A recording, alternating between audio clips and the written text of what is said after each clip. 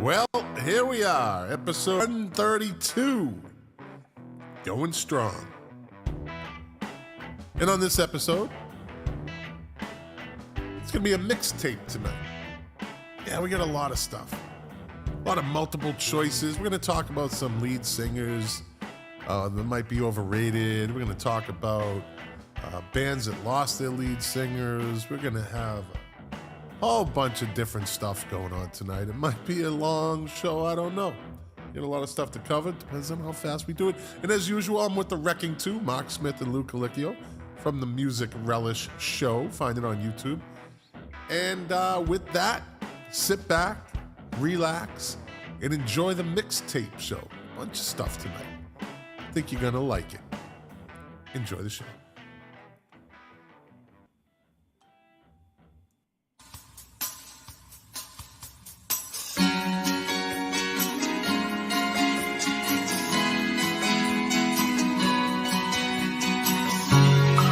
The KOFB studio presents Milk Crates and Turntables, a music discussion podcast hosted by Scott McLean. Now, let's talk music. Enjoy the show.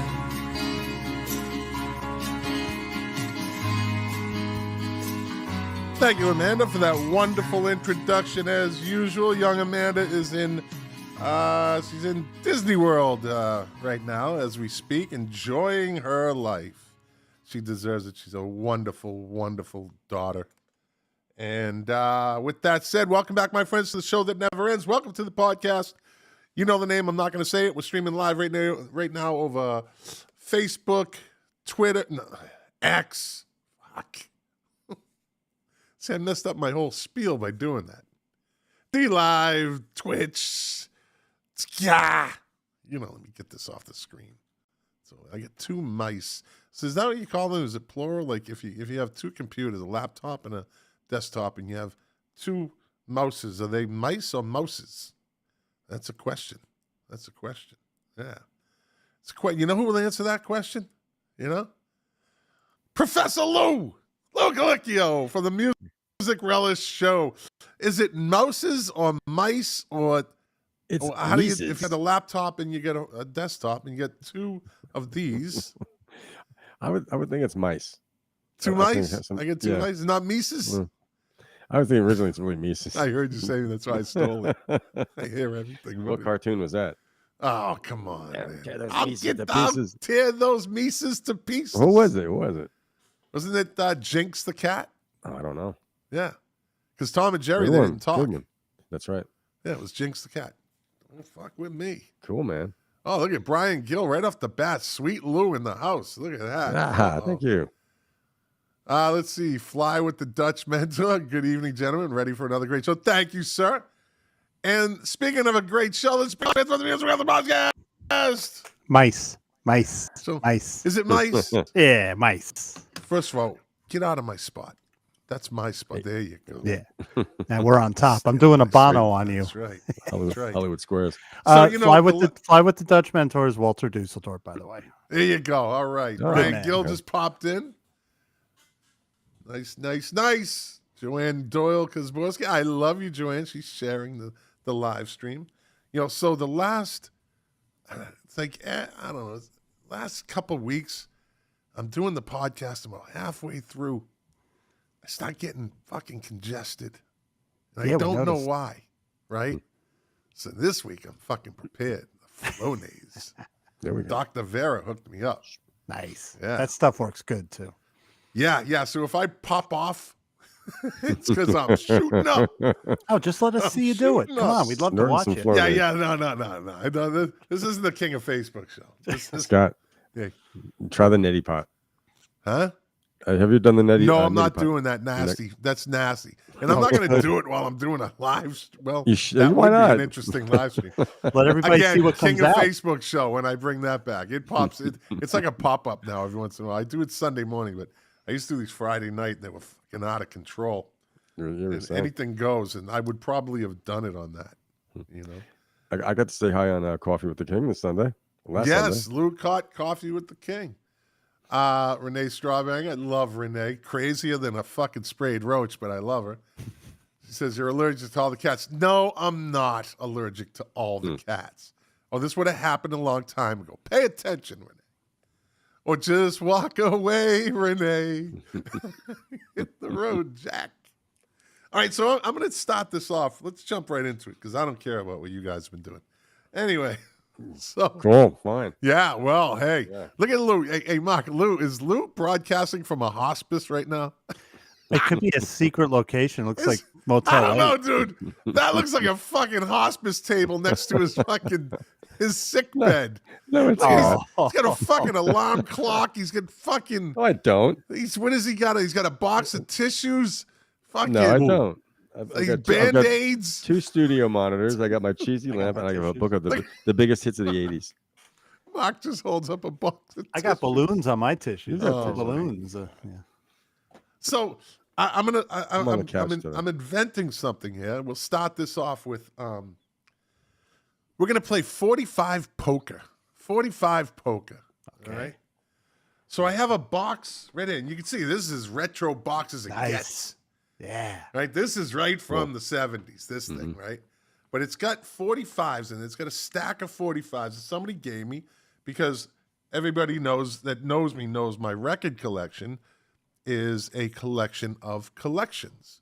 People have given me their collections, and they have a beautiful home to play, and they are all alphabetized, and and so I have a bunch, and people have sent me these, and someone sent me a box of 45s, right?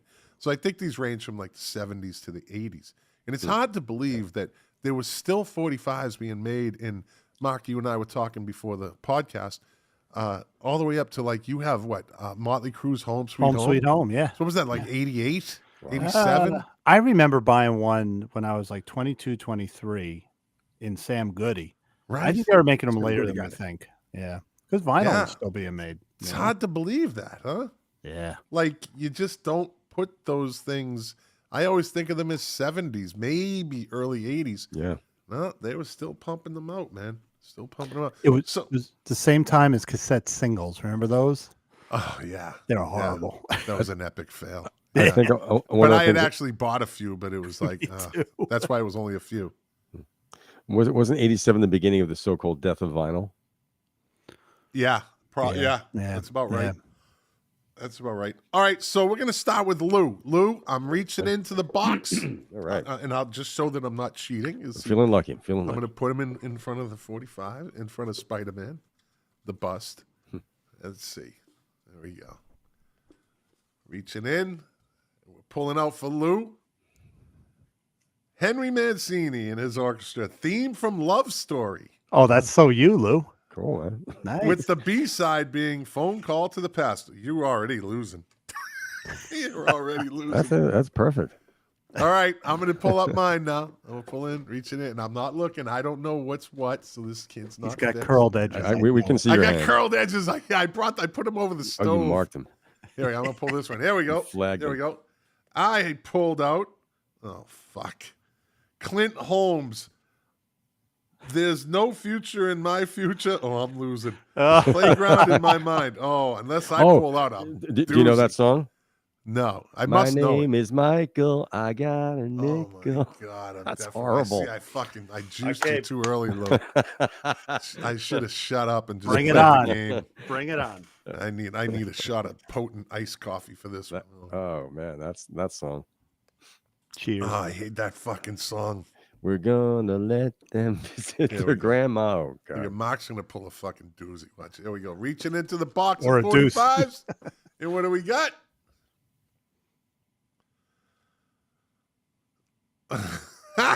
Edward Bear, Best Friend, and Last Song. I think we're tied right now. Oh, Thank this is God. great. Wait, do you know last song? No. It's the last song I'll ever write. Oh, man. It's Well, that might be I think I better won. than I won mine. that round. That might be better than mine. Okay. All right, here we go, Lou. Round two. It's 3 guys, 3 45s, and then we'll decide. Maybe the audience will pipe in and see who they think. All right, here you go, Lou. Ready? Mhm.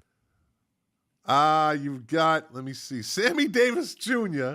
Nice. I've Got to Be Me and Being Natural, Being Me. Cool. Well, I don't know how cool that is. I gotta be I think me. it's cool. I gotta be me. I gotta pull it. I mean, we know like the one hit is gonna win this. It's already fucking in the cards. We're in the 45s.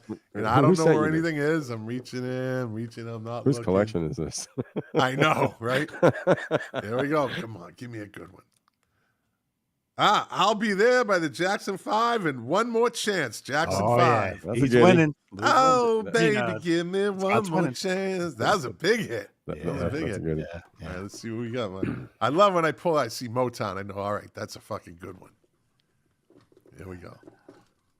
Reaching in, pulling from Pavilion Records. That's not a good start. That's not a good start. The Edwin Hawkins Singers. Oh, Happy Day. And Jesus, Lover of My Soul. Oh Oh, boy. you're fucking losing. You just lost. I'm in last place here. Unless Totally you pull last like an place. Elton John and we don't, something, something big like Goodbye Yellow Brick Road or something. This next pick is going to decide. Yep. Because Lou, if you get a good one, then you and me are about equal. But if I get another good one, I'm going to win. Right. So here we go. Reaching in. Come on, motherfucker. From Apple Record. Apple Records. Uh-oh. Oh, home run. The Beatles, Let It Be. And You Know My Name. I have Yep. that 45. Cool. Let It Be. No, whose was that? That was Lou's. Yeah. Yes. I just saying I have that one. Oh, I was like, You know fuck, my I thought it was name. mine. Lou Look pulled up out a my good name. one. Look up my name. Welcome to we go. Schlagers. All right. But at least, you know what this is? This is like getting rid of the shitty cards in the deck. So the rest of them have to be better than. I'm sure we pulled the bottom three. But I got the worst. Right off the bat. Here we go, right off the bat. Here we go. All right, mine. Big one. From ABC Paramount Records. Oh, fuck. Little Tommy, Never Love Alone, and I Walk On. Oh, my. What the fuck is that? I don't know. Clunk. Lou's winning. Clunk. Unless, Mark, this is it. This is the game. He's got two clunkers though. I think the theme from Love Story. But you had two clunkers, too. You Theme got from Let It Be, Henry so- Mancini, a clunker? Not in my book. But anyway. Well, this is going to be a discussion. If me and Mark say it's a clunker, then you lose. Okay. Here we I'm go, not- Mark. I'm not You're gonna messing have to with the pull, Lose. you got to pull a really good one here, buddy. I'm not messing with the professor. I just Here we go from Casablanca Records. Oh. Flashdance. What a Feeling by Irene Cara. Yeah, I win. That's a mega hit. Classic rock all around. Yeah. All right, so the cards roll like this. Kiss the ring. Kiss the ring. Not The yet. cards roll like this. Lou has theme from Love Story. It's big. Well, it was a hit. I Gotta Be Me. I've Got to Be Me by Sammy Davis. a And Let winner. It Be by the Beatles. That's three winners.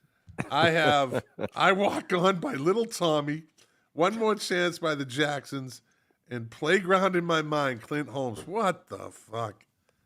And then Mark has Flashdance, Jesus, Lover of My Soul. Just for that, you lost. Just for that, you lost. I would There's no fucking way around that. You lost. You could come up with another. Just for Happily. having that 45 in your fucking deck, you lost. I'm And the then you Ottawa had Senators of this game. Best Friend by Edward Bear. Last Best song. friend. Lose the winner. Let right. me see if I remember my. Thank you, Okay. Beatles. Let's see. Yeah. Beatles. Yeah, Lou wins. Lou wins. Let me put this back over here. There we go. Oh, Sorry, someone has Sorry, to Robert. disagree. No. I So told we you. what? Are we gonna have a recall? What did someone say? What? You know what Robert Robert said. Flashdance, man. Flashdance. That's a mega hit. That is huge. She didn't even do the dancing in that. bang was my a- head That to was that a when I'm- dancing. That When was I'm a dance driving, I double. bang my head to that song. Don't listen to Robert Curtin, Dr. Pork Chop. Do you have two slots in that box, Scott? Maniac, No. maniac. Okay. It's not a fucking magician's box. Fucking That's pretty cool. I guess I should stop All right, reading watch the me pull a comments. rabbit out of my box. That's what she said. Yeah. Rim shot. I All think right, I'm that's. flipping I think these it's. around. I think it's very fitting. There's a Jackson 5 one in there because that reminds me of being in elementary school and having those in the class, and we could listen to music at lunchtime. right. Yeah. There was Jackson 5 45s in there. Put this shit back And salami sandwiches. put that away till the next show. Moving on. So let's talk about bands that lost their lead singers, right? And whether they went on to stardom or not is, I guess, up for debate on some of these. Some they definitely did. Interesting. So I'll start off. There's with, a lot of those on tour now. Yeah. So I'll start off with the obvious. Pink Floyd, right? Went on to be even bigger than they were after Sid Barrett left. And I think we talked about that last week, maybe, that was probably the best thing that ever happened to that fucking band. Yes, it was. Yeah. What do you got, Lou? Thin Lizzy. So they went on without after him, right? Did they? They tried. Yeah, they did. They changed their name. They didn't. Scott Gorham, the guitar player, got them back together. Yeah. But they they're weren't called- Thin Lizzy, right? Yeah, when Phil died, I don't think there were any more. I could be wrong, but I don't think there were any more Thin Lizzy albums. Right. Was Snowy White in the band then? He was on like the last couple albums, and he was, a big sideman for Pink Floyd for years, and he joined Roger Waters' band. Oh, yeah, that's right. That's right. Cool. Mark? Go with the success story, AC/DC. And both singers equally are good, but Bon Scott died, but Brian Johnson. Yeah. You'd say they were more successful with Brian Johnson, but you cannot say that Bon Scott was not the heart of AC/DC. They were a different band than They were definitely a more gritty, yeah. like kind of, just deep guttural garage band type. You know, heavy and polished in the sound that they produced, but it still had that grittier sound to it. Just his growl and his raspiness in his voice that it's not even a raspy voice, it's a guttural. It's like guttural. It's like guttural nasal. It's more peculiar. And Brian Johnston, whatever, he's got a peculiar voice, but Bon Scott had it was a weird tone to it. It was just, it was perfect. But they were heavy, but they weren't sluggish though. Yeah. Right. Let's see. I'm going to go with another obvious one. Fleetwood Mac. Yeah. Who went on to flourish after Bob Welch, right? Bob Welch was one of the lead singers, right? He was the middle one. It was Peter Green. Peter Green. And probably some of the others too. Yeah, but once they found Lindsey Buckingham, who brought Stevie Nicks with him. After a discussion, there was a whole thing about that. They didn't want her, yeah. And they had her, Stevie Nicks, and Christine McVie. They were like, "You guys got to go out and just fucking meet each other and see if this is going to work." Of course, all hinging on what Christine McVie said, And her and Stevie got along good. They were very close. They got along great. Yeah. And I think that was the plus. And we talked about this a couple episodes ago that Stevie Nicks actually only sang like 5 of their hits or something like that. Yeah. It's not a high number, but everybody thinks she's the voice. Mm-hmm. Yeah. So what does that say? She was a star. Yeah. Right? Yeah. She was a star. If they didn't take her, they would have done what they did. No, she's beautiful. Yeah. She had She writes great strong stage songs presence. Had that great voice. She caught on with that little witch thing. They knew how to promote that. The boys and the subtly. girls liked her. The boys and the girls liked it. Yeah, because she wasn't like, too flashy. She was just kind of a. But Christine McVie, I think, was. I don't know. I always seem to like her songs better. Yeah. I just liked her voice better too. Mm-hmm. Me too. But who do you got, Lou? In Excess. That was a bummer. Yeah. That's always a bummer, but that was, Yeah. he was good and he was underrated. Very underrated. I don't think he had enough time to become, that kind of. Well, he was a superstar in his time. Yeah. He was he was a megastar. He was everywhere. And the girls loved him. Yeah.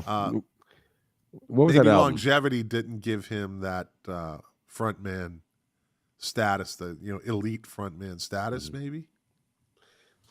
He had stage presence. Yeah. But that was a huge album. That one, I forgot the name. Kick. Yeah. Yeah. But you know what? All their albums, Shabu Shabbat, good album. Yeah. All their albums were good. They had more good songs on every album than they had bad songs. Yeah. Yeah. And I was a big fan. Kick was the monster, though. That was the one that was their Joshua Tree. Yeah. Right. Yeah. A more fun record. Oh yeah, and very there was a lot of different shit going on there. A lot of different sounds, different beats, different tempos. It jumped around a lot, but it all worked. I don't think.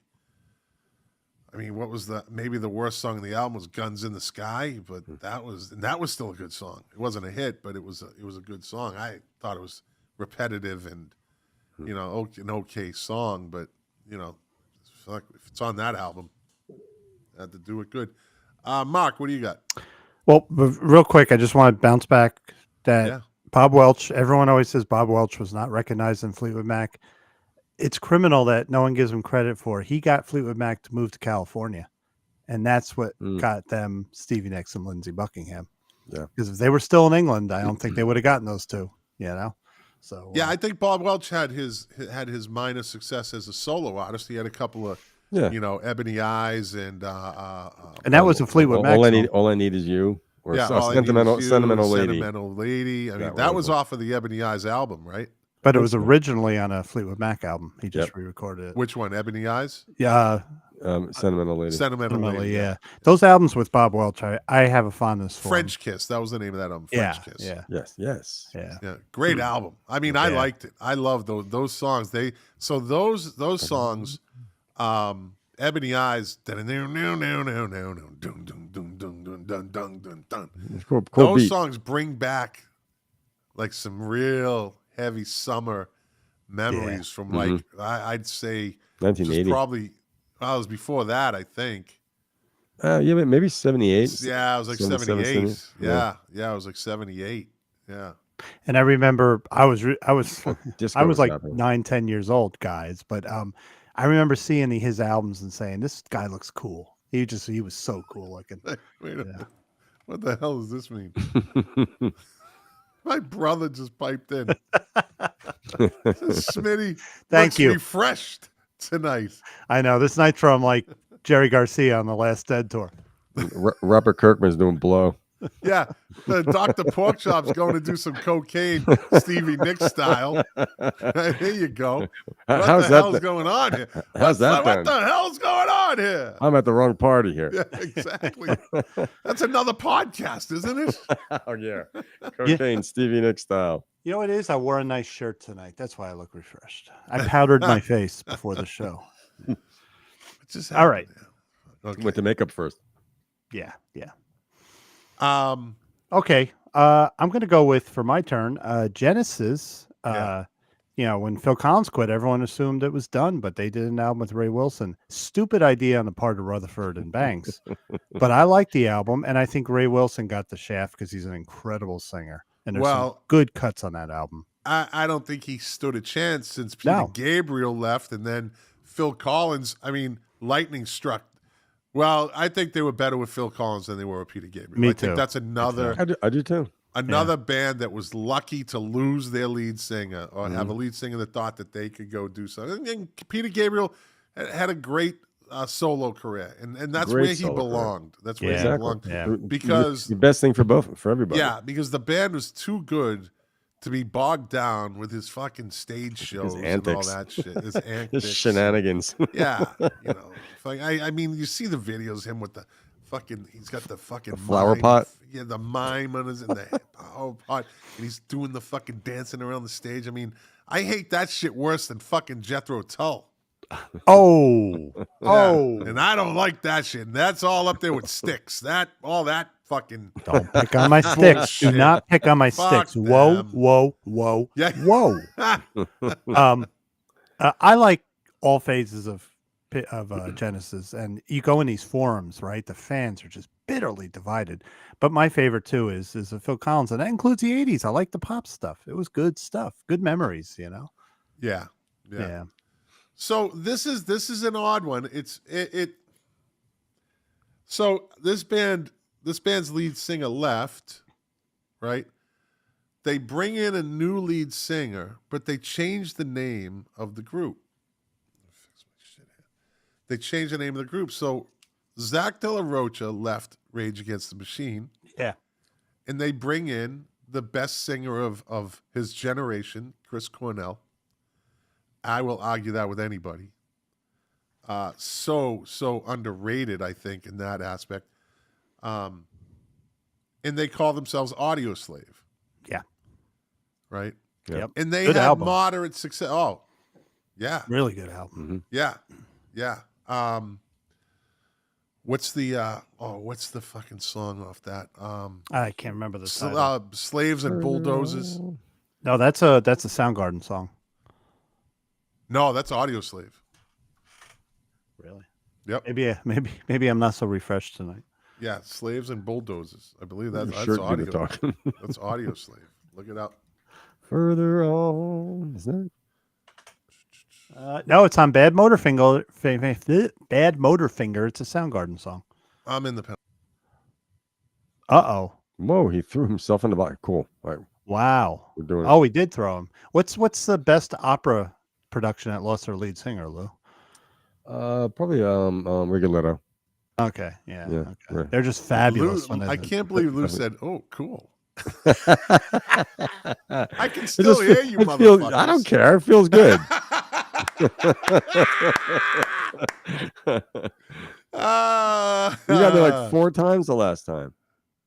You suck. Thank you, Dr. Vera, for buying that. Yeah, I love that thing. I got new headphones. Oh, Audio Slave is Coach. I think Cochise. That was one of their songs. Cochise. Good fucking. I mean, anyway, Lou. Joy Division, the death of Ian Curtis. So should Joy Division and New Order be in the Rock and Roll Hall of Fame? Joy Division? And I New think Order so. / New Order. I think so. They were the start of that genre, and there really was nobody So- like them. Yeah, I think they should be. If Yeah. The Cure is in there. But if they get in, they probably won't put in the Pet Shop Boys because they lump all the '80s synth stuff. Doesn't matter if it's totally different, you know. Right. I don't think the If- Pet Shop if Boys it- stand a chance. I think just because. Yeah, I think just because it doesn't matter. Just like Joan Armatrading, just like America might make it in eventually, but there's certain artists that they just don't. They're just never going to consider them. You know Yeah. who's When- Andrew Wood? Fuck is Andrew Wood? Mother Love Bone, I think. Oh yeah, Dr. Yeah, Pork Chop. he died. He mentioned Yeah. Mother Love Bone earlier. Yeah, he OD'd early on. Yeah, before but he's- see, Dr. Pork Chop's not paying Cliche. attention because then the band broke up, right? Mother Mother Love yeah, Bone broke yeah, up. Yeah. You know who's not in the Rock and Roll Hall of Fame? Who? Bob Welch from Fleetwood Mac. They're I all don't in know except for I don't him. know if he should be in there. I don't know Why? if he. He was part of the band. He was the Oh, caretaker. as the band, yeah. So he didn't attend, and he didn't get mentioned. He didn't get. I think what they He do was is not they asked or say inducted. how successful was the band when you were in it, because that also happened with, I think, Judas Priest. They didn't bring Richie Faulkner because his period in the band. They go after the periods that, like, what made them get into the Rock and Roll Hall Right. of Fame. But I consider that Bob Welch period essential to the band, so I disagree with the Rock and Roll Hall of Fame. Right. If they'd gone from Peter Green right to Stevie and Lindsay, would they be in? Probably. Yeah. So why wouldn't they be with Bobby Welch? So They my sold- brother they sold Colin, records. my brother Colin says Joy Division alone. They started the Manchester Sound. Yeah. They were part of it. Yeah, they were part of it. But they won't go it alone because they didn't have longevity. They didn't. Yeah. They were just about to start their first tour. Yeah. First You know, American tour. when Ian Curtis hung himself the night before they were supposed to play Boston. Wow. Their Wow. first show. Yeah. know that. So they don't have enough longevity to make it in there. And for the most part, the Rock and Roll Hall of Fame gives 2 fucks about the Manchester sound. Right. I already can tell you that. They could give 2 fucks about that, which is a huge, huge scene. Yeah. The Manchester scene was so fucking big over in England, right? Which is one of the founding fathers of rock and roll, right? Yeah. It grew like a plant. Like the seed was American blues and you know, that type of music. Went over to England, planted a seed, and look what came out of that, right? So the Manchester scene was so fucking big from like 87 to 93 that kids were wanting to go to Manchester University just to be in Manchester. Yeah. Yeah.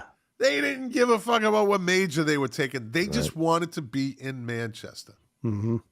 You know? Be in bands. Yeah. Just see them, just to be in that whole scene. And he says, my brother says, watch the movie. Yeah, 24-hour party people. It talks about it, but they weren't the catalyst to it. They're considered, well, they might not even be in the holy grail of Manchester music. They're always, you know, known for what they did, but they didn't have longevity. That's it. Right. They just didn't have what it takes. That's why New Order formed out. So Dr. Porkchop says they've a Mother Love Bone formed Pearl Jam. I said no. A couple of it was the super. members. It was good. Yeah. They joined Pearl Jam. I'm Yeah, thinking they of joined Pearl Jam, Temple of yeah. the Dog was the super group. That's Yeah. right. Yeah. So, all right, moving on. Whose turn was it? That was me. All right, you're up, Lou. I said Joy Division. Oh, Joy Division. Okay, Mark. I'm going to go with Iron Maiden. You know, the purists go, "Ooh, Paul Di'Anno was great the first 2 albums," but Bruce Dickinson put him over the top. No brainer. Oh yeah, I mean he basically he imprinted it Yeah. in everybody's brain. Yeah. Iron Number of the Maiden. Beast. You can't even think. If you want to talk about a lead singer that came in and absolutely fucking owned it, owned it and made it his, Yes. Yeah. it's Bruce Dickinson. When I was in high school, nothing was cooler than the Number of the Beast album cover. And kids would walk around with the album, even if they didn't listen to it, because it was just cool. And There they was had their a- black leather jackets and everything. There was a bar in the Philippines called, and these bars were just fucking, they were great because the facade was always fucking like it was called the Monster Rock Bar, right? And they had outside, it must have been a 15-foot tall Eddie. Oh, Right. man. And it was like hanging on to the building. It was like cut out of wood, and I they're would fucking love to see that. they're brilliant artists over there, right? And you just can't miss it. It was lit up. It was painted in like, you know, like really nice fucking paint. And the thing was, Yeah. But when you walk inside, it was just fucking Uh-oh. nothing. We lost Did you I for just- a second there. Yeah, we lost you. Did I Yeah. just glitch in and glitch out? For a second, What yeah. was that? Yeah, it was insane. Like, and it was just loud. Just you couldn't hear yourself talk. Wow. But yeah, I kind of Monster Rock Bar. Nice. I wonder if there's got to be a picture of it. I'll send it to you. It's got to be out there somewhere because that was one of the more Iron Maiden struck gold with having Eddie because each album cover was a story in the evolution of Eddie. Yeah. He was in the padded cell. He eventually with Seven Son, he had his brain being torn out and all that. So but it's great. explain to the people who Eddie is. Eddie is Iron Maiden's mascot. He's a skeleton with long hair. And actually, he looks his most effective on their first 2 albums when it was more roughly drawn. It's pretty freaky looking. Yeah. The If best- you want to see what it is, look up Iron Maiden. Iron Maiden Eddie. Album covers. Album He's covers, on all yeah. of them. He's on all of them in certain Nico McBain was an odd looking guy too. What's that? Nico Nico, the drummer. Yeah. Nico McBrain, right? He kind of had McBrain. he had like a red skull cut type of thing happening. Oh, and he joined the band. He was the original drummer. I always liked in He's their not. documentary. He's not the original. Clive Burr was the original. So That's in right. the That's there right. was a documentary of theirs called Flight 666, and Bruce Dickinson piloted their 747 Yes. around the On world. the tour. And I love that one scene. Nico McBrain, he's eating a pizza, and he's like, "I like this pizza. It's got the stinky feet cheese on it." You know, he's a funny guy. I'm going to go with another obvious one, but I've had an epiphany, gentlemen. I've had an epiphany. So Van Halen, right? Mm-hmm. Mm-hmm. So, David Lee Roth and Sammy Hagar, two different sounds, more mature in the second incarnation of Van Hagar. Yeah. So David Lee Roth, when I was a kid, he was a fucking god, right? Yeah, me too. And when I was older, he was still a rock god. I was always in camp David Lee Roth on this one. And then, I started paying attention to the guy. And then you start seeing video of the guy like backstage and, he's that fucking guy that looks like a fucking rock star, but as soon as he opens his mouth, he's a fucking idiot. It's shtick. He was just in the faces that he would make, and he was always hamming to the camera. Mugging it up, yeah. Mugging and being cute. And then you think, and you watch concert footage, and he was a fucking like a one-trick pony. Oh, that stuff is hard to watch when they had him. All he did was fucking kick his leg up and do a splits and fucking spin around and jump, do this. Like, I think he was fucking overrated in the end. He wasn't even singing the songs. He was just like, talking to the audience. And that's where Eddie lost his patience with him, you know? Yeah. I never saw him. My brother saw him on the 1984 tour, and he just talking, no singing, talking, and leaping and cavorting. Just like somebody had that leg kick thing, right? Yeah, it's really, and so I saw them at when their first headlining tour was Van Halen 2, and where they were the headliners. I mean, they had Van Halen, they toured as backup. Then I think halfway through they picked up and started doing but they never had a full on "You Are the Headliner" tour. Yeah, and how big a place did they play as a tour? I saw them at the Boston Garden, so they were really already, they were already fucking sold out. Yeah, we snuck in. So the old Boston Garden had more fucking holes in it than a spaghetti sieve, right? Than a fucking spaghetti strainer. And I would eventually go on to work canine security there to plug those holes, right, with the guard dogs. So there was one section of the Boston Gardens where you'd walk in off the street and there's an arcade, like games and all that shit. And then right after the arcade, like straight ahead was a train station. It was underneath the Boston Garden. And you would walk up these stairs. It was probably, the steps were probably 20 feet wide, 30 feet. And you would go up and there's these doors there, but they weren't using them as entry points. They were exit points. So I didn't have tickets. Me and this other dude didn't have tickets. So we're like, fuck, let's just go in and see what we can do. See a group of kids up at the top of the steps, and they're all standing around. So I'm like, well, I know they're up to no good, so let's fucking join them, right? So I knew what they were doing. Somehow they banged on the door. We banged. Then everyone started. This fucking old guy, this old usher, right? Dude had to be fucking 70, right? And back then they wore the fucking blazers and the whole thing. Yeah. He's like, okay, guys, what's going on? And we're like, just one. He goes, nah, you can't. And as soon as he said you can't come in, someone grabs the door and rips it out of his hand. And the fucking onslaught just comes in like a horde of zombies, except we were runners, not walkers, right?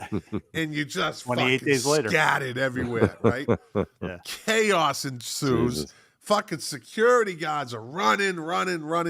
I make the mistake of fucking running up some stairs, right? To try. Fucking security guard catches me. Like, fuck, right? And he's about to walk me out. He's walking me down the steps, and he looks at his boss. He goes, what do I do? And he goes, fuck it, let him go. Wow. So I went from the balcony up there down to the front row. Wow. I made it down to the front row, and that was the concert where David Lee Roth handed me a joint. Someone handed him a joint that was like a foot long. Jesus. And he smoked it, and then he fucking handed it to me, and I took it, and someone reached over and grabbed it, and I just broke it in half and said, fucking take it. And I took that, and I fucking rolled it in my ticket stub, and fucking, yeah. You still got it? My ticket stubs are thrown away. My brothers threw them away, or something happened to them. But I had a whole fucking, like a wood jewelry box full of ticket stubs. That was one of them, and no more, though. All that shit was gone. But yeah, that's my Van Halen story. That's my Sammy Hagar. In the end, is a better lead singer. You know what Sammy Hagar is? He's the Overall, yeah. working class blue collar guy. He worked hard at being a rock and roll He singer, worked on his craft, and that's he's got a work ethic. And if the makeup person didn't do his hair right, he wouldn't give a shit. He'd still come out on stage. Yeah. And if the lights weren't working that night, he wouldn't care. He puts on a great show. And I personally, in high school, I was in freshman. I didn't like him. I didn't like the Red I didn't like it Rock at first. or whatever. It was Red Rock or something. Freshman year, yeah. 83 or 80. Sorry. I can't drive 65. I didn't like Yeah, any of that. my sophomore year is when what was the first album? I forgot the name of it with Sammy Hagar, and it was divided. Oh, you 812? No, that was the second. 3 Lock For Box or Uncut. something. 5150. 5150. Oh, Van Halen. I think it's Yeah, when that came out, bitterly divided. Half the high school, half the kids liked the I was whatever. like David Lee Roth, how naive I was. Now that I'm older, I look back, I'm like, he was a fucking douche. They wrote some Yeah. And- Well, did you see his latest My brother said David Lee Roth on Scott's shoulders. No, his sweaty balls weren't on the back of my neck. I reserved that for Bono. I went big. When I did it, I went big. Did you see David Lee Roth's latest YouTube video where he's picking on Wolfie? No. He said during the last Van Halen tour, Wolfie was mad that he wasn't giving him enough attention on stage. It's kind of making the news now. And it got so bad that they did a show at Jones Beach Theater, and David Lee Roth invited a few people, and they were on the side of the stage, and Wolfie had security kick him out because he was pissed off at David Lee Roth. I don't know who to believe, And then when they were in LA doing, I think, the final show, the same people were there. And Wolfie again had them removed just because he was pissed off at David Lee Roth. And it turned out that this lady was the accountant. She had all the money for the stage crew, the checks, the paychecks. Yeah. And so David said, "Oh, you got all the paychecks. Come watch the show." It's on video now. It's out there on YouTube now. I'd like to hear Wolfgang's assessment on that because I don't see Wolfgang as the kind of guy that does that. I don't think he fucking cares about David Lee Roth. Yeah, I think he might used not to, like maybe when he was a kid. Yeah. If he could still semi-sing. When he left, Eddie was like, he said he felt freed up to be able to write songs, not for his limited vocal abilities. Yeah. So when Sammy joined, he could. That's why the songs have more compositional. Yes, more aspects to mature. them. Yeah. Who's up? Lou. Oh, let's see. Blind Melon. Yeah, Shannon. Shannon Kuhn. He did that. He did that Guns N' Roses song. There was a video. They're up on a fucking water tower, and there's a helicopter, and they're singing. I forget the name of it, but he actually was friends with Axl Rose. Yeah, too bad. A song with him on one of the albums. But yeah, he died. They had someone. I don't know if they would have had.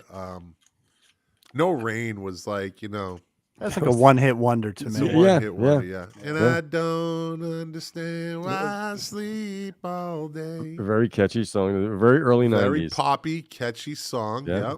Yep. It's had some good guitar sounds in it. B-Girl with the B-Girl. Yep, had the B-Girl. Yep. And he looked like grew up with Axl. For some reason, I just remember people just talking about them so much. So, were they part of the jam band scene? I guess they were part of the Seattle scene. I think they were Seattle. That's right. Okay. Yeah, I think they were Seattle. If they weren't, they were still friends with. You're supposed to OD. What's that? You're supposed to overdose. Yeah, you're supposed to overdose. Yeah. Mark? I'm going to go with Black Sabbath. And I know you don't think highly of Ronnie James Dio, but I like both. See, after Dio left, I don't really count any of their errors, but the era with Ozzy was great. But the era with Dio had to happen. It got him into the 80s, whereas Genesis went pop the right way to go into the 80s. Black Sabbath turned heavy metal to hit the metal scene in the 80s with Dio. They never would have done what they did without him, and I think it was very successful. 2 separate stages, 2 equally good phases of the band.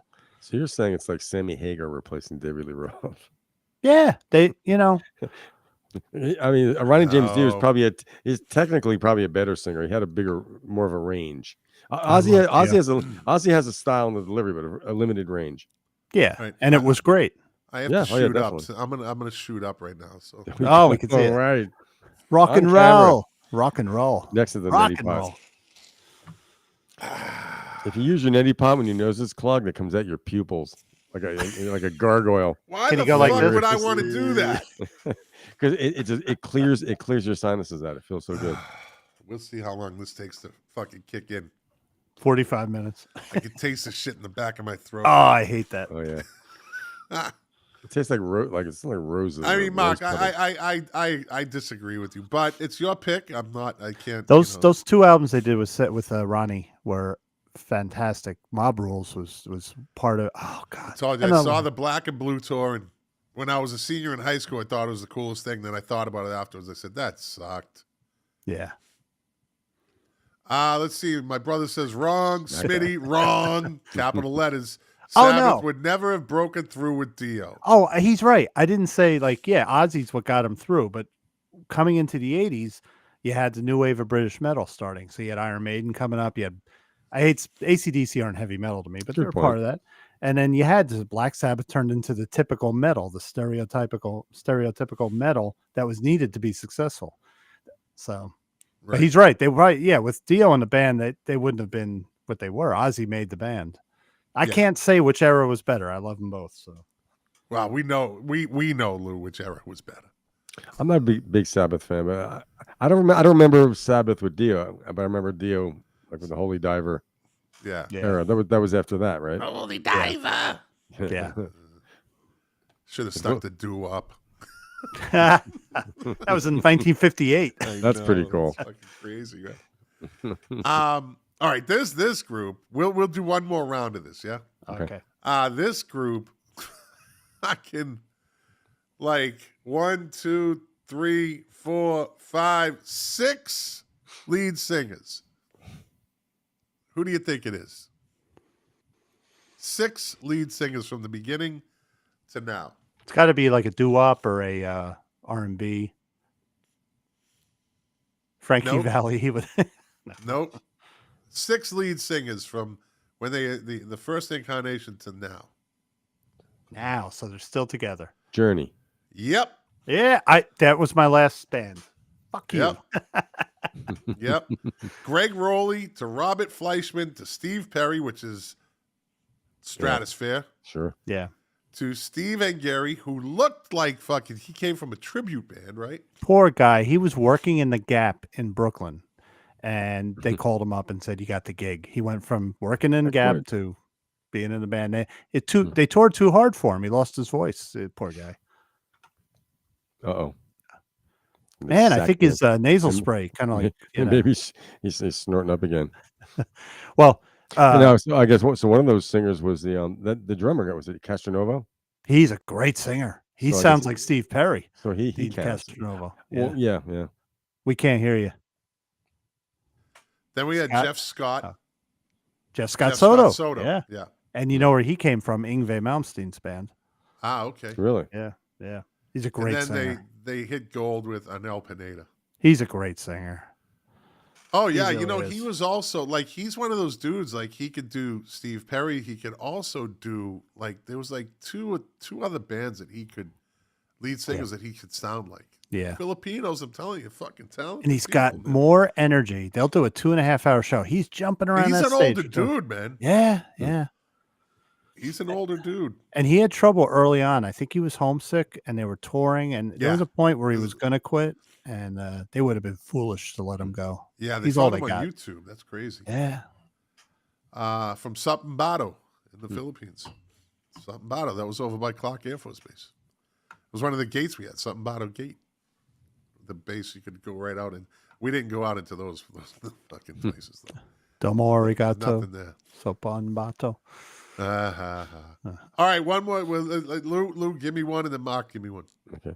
Mark, do you have another? You done, Mark? No, I got one more. All right, Lou, give me one more. Leonard Skinner. Even though they carried on with a Van Zandt after Van Zandt after the crash, that was it. Yeah. Yeah, never really the same. No. Mark? I'm going to go with Queen. This Paul Rodgers coming in, and they reformed. He was great in the band. He's a great singer. I have a DVD from that tour. It's a really great DVD, but it's not Freddie Mercury. No, neither were the last two. What is it? Yeah. They got the guy from American Idol now. Yeah, He's but good. He sounds good, but it's not Yeah. Freddie Mercury. No. I saw a couple clips with Paul Rogers. I mean, it was really good. Yeah. Not in the Rock and Roll Hall of Fame for whatever reason. Oh my God. He's yeah. As we always say, that's a repetitive theme on this show. Yeah. I'm going to finish up with two, and you know who they are: Stone Temple Pilots Mm-hmm. and Alice in Chains. Yeah. The The guy for Alice in Chains looks like he's modeling a Levi's. He's always got the denim jacket on, and he's shit. yeah, Whatever. yeah, pretty boy. Whatever. Yeah. But anyway. All right. Well, moving on. Let's jump in. Let's get into some movies from the year 1987. Right? Yeah. I just picked. We're not doing a year, but I picked the year that we had already covered, but I don't think we did movies. I think me and Jack might have done it. I don't know. Maybe we did it. That's the year I graduated high school. Okay. 87.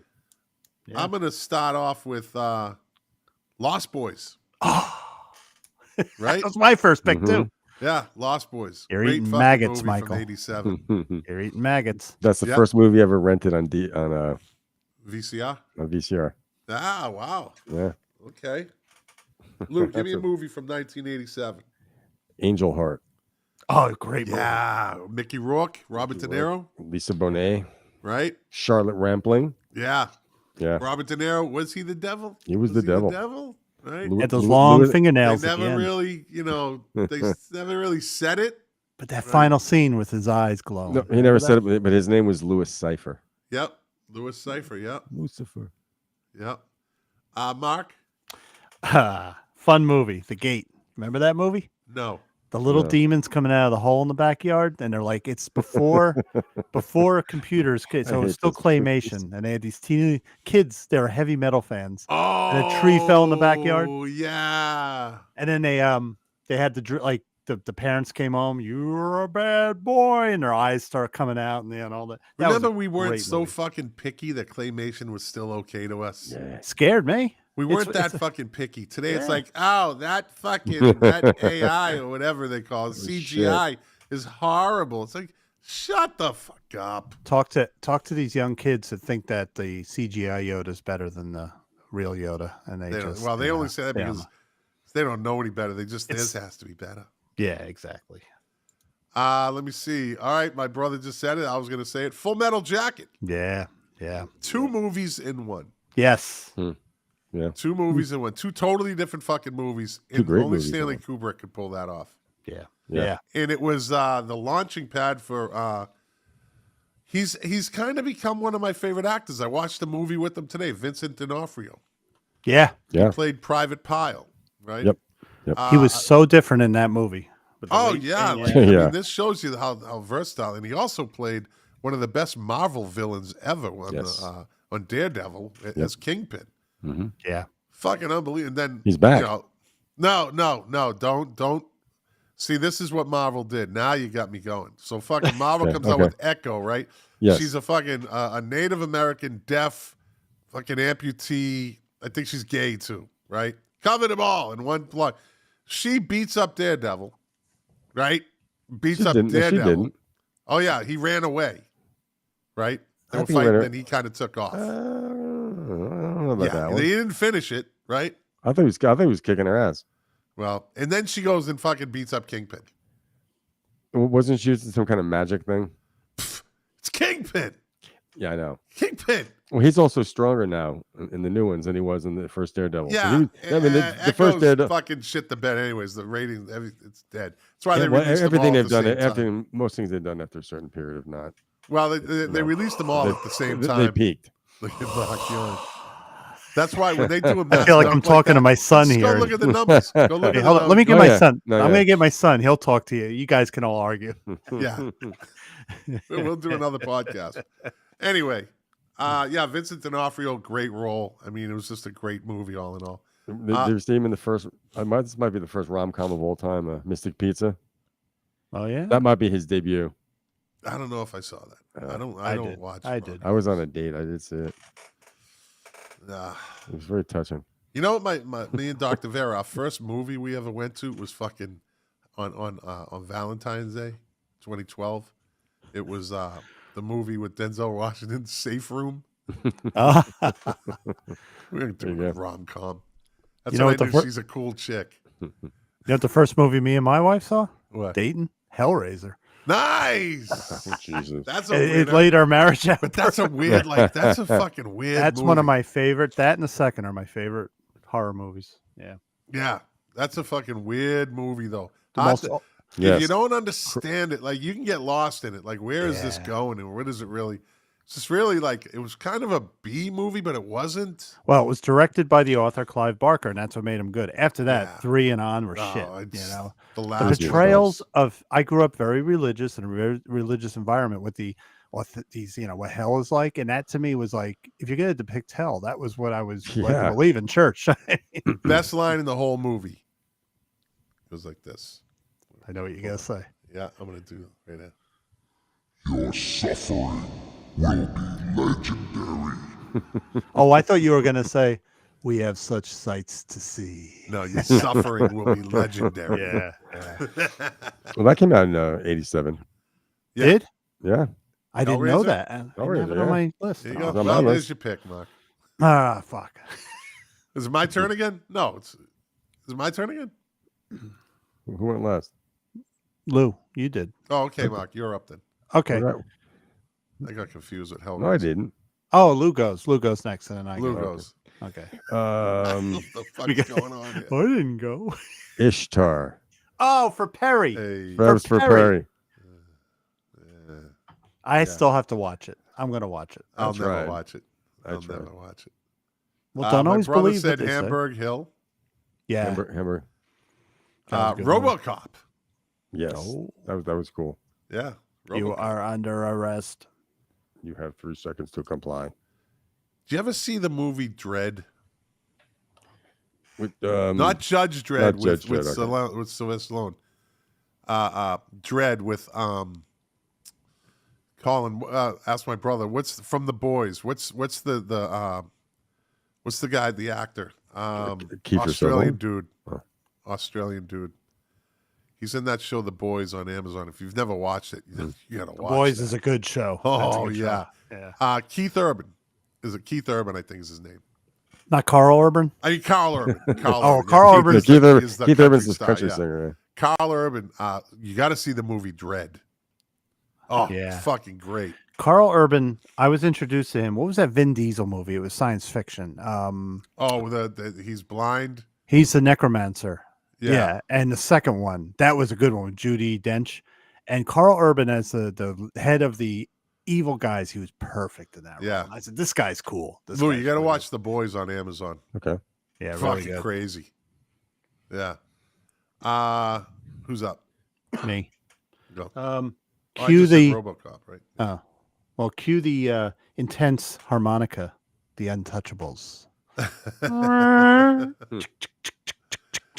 A I like movie that that was movie. good for its time, but did not age well. See, I can still watch it, and I do. I can run too. into It's people that got don't. Kevin Costner, who sounds exactly the same in The Untouchables as he did on Dances with Wolves, And as Robin he did Hood. at Major League, No as Way he Out. did with fucking Robin, yeah. Robin Hood, as he did with Waterworld. Fucking Kevin Costner. Waterworld. Really? You mean Fish Tar? Fish Tar, yeah. Waterworld, Fish Tar, yeah. I Good thought one, Lou. Good of the Untouchables. I liked the movie. I thought he was miscast. Yeah, but everything else, I really like Sean Yeah. Connery's part Yeah, of it you gotta love Sean as Connery. the guy, the beat cop, and Yeah. great. The movie. classic line, leave it You- to a wop to bring a knife to a gunfight. Yeah. Yeah. No, was it a Whop or Dago? There you go. Leave it to a It's all the Dago. same. Not Lou. necessarily. I'm To staying the out of it. Irish, it's all the same. Yeah. Who called me a Mick? Lou? Spaceballs. Oh, yeah. May the Schwartz be with you. If you need a good laugh, watch Spaceballs. Yeah. Predator. Yeah. Came out in Yeah. 87. What an original movie. Right? Yeah. Right? Still remember the first time I saw it, HBO, and I'm like, whoa. Yeah. Yeah. Yeah. Did you see Alien versus Predator? Were they Yes. I liked it. I Yeah, liked I those did movies. too. okay? Is it worth it? I mean, Yeah. Yeah. I mean, Yeah. just, I heard it's they- you know you what know, it is? Watch it for what it is. Right, Don't of course, expect yeah. it to be as dramatic as the first Alien or the first Predator. It's a lot of fun. Yeah, That's just all like it is. Jason versus Freddy. It's just fun. Ah, okay. Don't take it serious. Like people are like, yeah, that was so stupid. It's a fucking Jason versus fucking Freddy movie. Right. What And are you Lou- looking for? As long as mean- the humans aren't too bad in it. Yeah. Well, they got Lance Henriksen in Lance it from the Henriksen. but Bishop. he's not the same character, but he's in it. You do know, Lou, that in Predator 2 there was like a little Easter egg about Alien, right? Do you know that? So I didn't see Predator 2. So in Predator 2, like when Danny Glover went Danny on Glover, the ship, as it's panning, you do see like they have like I think it was trophies of what they've captured or something. You see a alien, head. So Yeah. that kind of laid the groundwork, and and years Cool. later, Okay. Good one. yeah. Yeah. A lot of fun. Like I said, Yep. a lot of fun. I like a Who's good, up? good I'm movie up. like that. A movie that started a great franchise, one of my favorite, Lethal Weapon. Yeah. Why can't we be friends? Oh, that was the last one that they used that, but great movie. Still can watch those movies to this day. Any one of them. I love them all. Yeah. Mel Gibson with a great mullet. Ah, Yeah, I did. Great mullet in that movie. okay, okay. Lou? The All-Nighter with Susanna Hoffs of the Bengals. Oh, that's right. That was her movie debut, right? Her movie, the cover, she's in a bikini. Looks like she's about to flash. It's just it was a flop. It's got a 0 rating on Rotten Tomatoes. Bad. Her mother directed and produced it.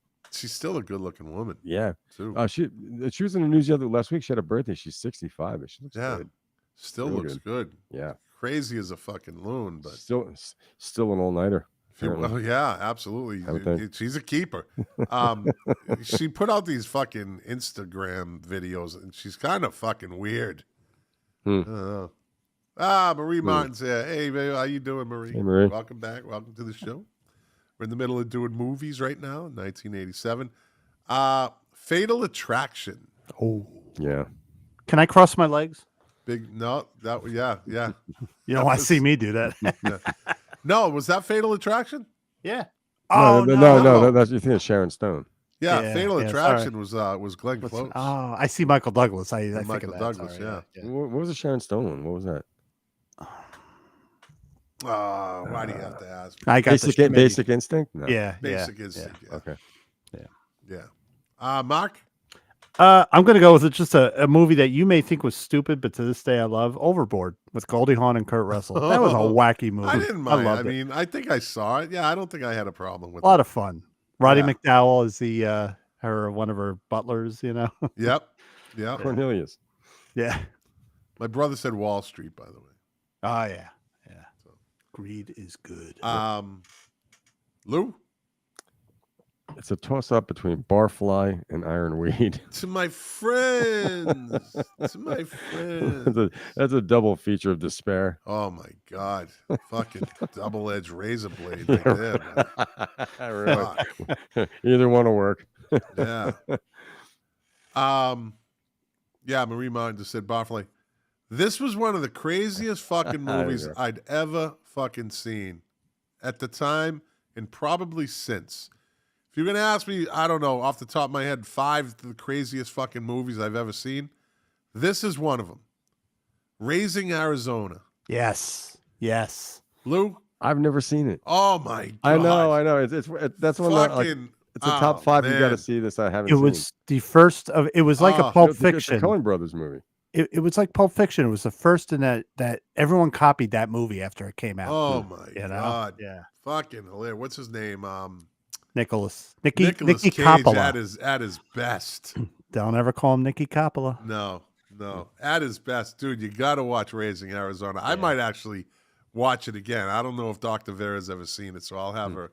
We might watch it this weekend. That's fucking crazy. I'll listen to what I think. Yeah, there's some shit comes out of left field, too. You're like, whoa, what? Oh, okay. Great movie. Mark? Yeah. As a lover of John Hughes movies, like Breakfast Club is up there and everything, the end of the era of John Hughes's teenager movies was Some Kind of Wonderful with Eric Stoltz. That was like the last one of those 16 Candles and everything. And Yeah. I liked it. I don't really remember it. I'm sure I saw it. It was a little too serious. He didn't play up the comedy. Yeah. Lou? I'll follow up with another John Hughes movie. One of my favorite comedies, Planes, Trains, and Automobiles. Yes. Oh, yeah. I want a fucking car. Fucking right. Fucking now. I got my hand between two pillows. Yeah, that was the trailer. That was what made everybody go see that movie. It was a Thanksgiving movie too, right? Was it Thanksgiving? Was it Thanksgiving? It was a Thanksgiving movie, I think. But a lot of people consider it a Christmas. Christmas. Okay. Yeah. Sorry. Is it Thanksgiving or Christmas? I think he's trying to get home for Thanksgiving, but it's considered a Christmas movie Right. for some reason. This movie it's a little different than part one, but it's the same character, still fucking crazy. Evil Dead 2 Yes, it was wacky. No, that was the third with Bruce Campbell. Yeah, it was more of comedy. Part 2 was when he went to the whole other world. He had the fucking with the bang stick. No, that was 3 because that's when he was in the cemetery and they were doing the Three Stooges with the skeletons and everything. Oh, okay, that's right. That was right, third. Yeah. So that Evil Dead 2 was the third one. Yeah, yeah. The one 2 was when he worked in Walmart, right? Yeah. That was 3. Yeah. So 2 was where it's like a direct continuation. It should have just had 1, yeah. 1 and 2 as one long movie. You know, Sam Raimi. One of the creepiest fucking scenes in movie history was when the floor came up in the face. Oh my in the god! hand. Yeah. Hey, let me out! Gave me the Oh, chills. Like, what the fuck? Even today, you watch it is fucking creep factor. I think that was in 1. I've never seen those either. Oh, watch them, Lou. The Evil Dead ones. What have you been So- watching? Rom-coms? I What did. the fuck, When I waited till things came out on video because well, in the this 80s came out in '87, so I think it's already come and gone, Lou. No, but in the 80s, I didn't go to the movies in Jersey because all the big hair obscured the screen. I couldn't see. The Emerson Theater, where we lived Everything near was black. Emerson. The whole theater was flat. There was no the floor didn't There's go no up. So when you sloping. sat there, you were stuck. You know. Yeah. Lou, watch the first 2. They're good horror movies. There is slapstick in them, but they're good horror. Okay. The third one wasn't even rated R. I think it was PG-13. It was a Dino De Laurentiis production, and he goes like Scott said, he goes to another world, another time, medieval, and it's fun. It's just a hell of a lot. Yeah, of he's fun. got the bang stick. Yeah, Bang yeah. stick. And then they rebooted on AMC, I think. I actually have a statue of him up there. Oh, of nice. Ash. Cool. Yeah, right up there. Yeah. Yep. Well, I Mark? noticed you said De Laurentiis. I noticed when we were looking at movies, they produced a lot of movies in A lot. '87. De Laurentiis, yeah. Oh, yeah. holy a shit ton. They were I mean, pumping yeah. him out. Yeah. Yeah. Mark? I'm gonna go with one of my favorite comedies because it was so smartly done. Roxanne, love that movie. With Steve Martin. Yeah, just even though he's got this huge nose, Basically, there was, Cyrano de Bergerac, right? yeah, there was no slapstick with that big nose. It was Right. great. Yeah. Lou? Death Wish 4, The Crackdown. Oh, boo. Was that You the know, last just one? for picking that fucking movie, penalty box. Jesus. I should say. Penalty box. After 2, it was done because 2 had Jimmy Page do the score. It was done after 1. I mean, come on. Jeez. Direct to video. Fucking Death Wish. Oh, he's gone. 3. Look. He's on death watch after that bit. You believe in Jesus, you're gonna meet him. Oh, Jesus. Are you gonna put me back there? That's You're gonna Lou's put me- Charles Bronson invitation. That was Charles Bronson. Oh, come on. Let's see. Let's go with this was one of those. So the 80s started doing this, and this was pretty good because it's consistent with part 1, and I think there was a 3 after this. Creep Show 2. Yeah. So It you was as can't good as go the wrong with these, multiple story movies, right? Yeah. It's consistent, right? They're consistent. You can't really say one is better than the other, or the special effects. What's Lou? Here's something. We may witness something. Lou, Let's keep did somebody just break into the? We're okay. I heard some. No one broke into the hospice, Lou. I heard some things. I'm in a safe house, man. All right. Is I'm in a Quentin safe house. Who's in a Tarantino there? hospice? Look at that blanket. That's like something my fucking grandfather would have had over his couch. Scott. What he's happened to the porno couch, Lou? He's covering It's it. behind you. I'm decorating, man. Oh my. He's covering You the want, DNA. you want to see the porn couch? I'll show you the. Lou, speaking of 1987, is that when you got getting that a- lamp? I'm getting a flashback from. Lou, is that when you got that lamp? 1987. There's Look the at that thing. fucking thing. Look at that It's a lamp. It's a teardrop. It's That's an ugly drop. That's a It's fucking, a that one- thing make you cry, all right. It's a Goodwill. What do you call it? It's Thrift thing. definitely a Goodwill lamp from Yeah, man. 1987. That's right. And the He's couch is dusting it. the couch is one big Dusting it condom. off. He's wiping that dust hasn't been wiped off since 1987. Oh, I can't say anything. I got dust. It's all built over. in. I've cleaned it. Lou, that lamp is so old. Yeah, the dust is on the inside.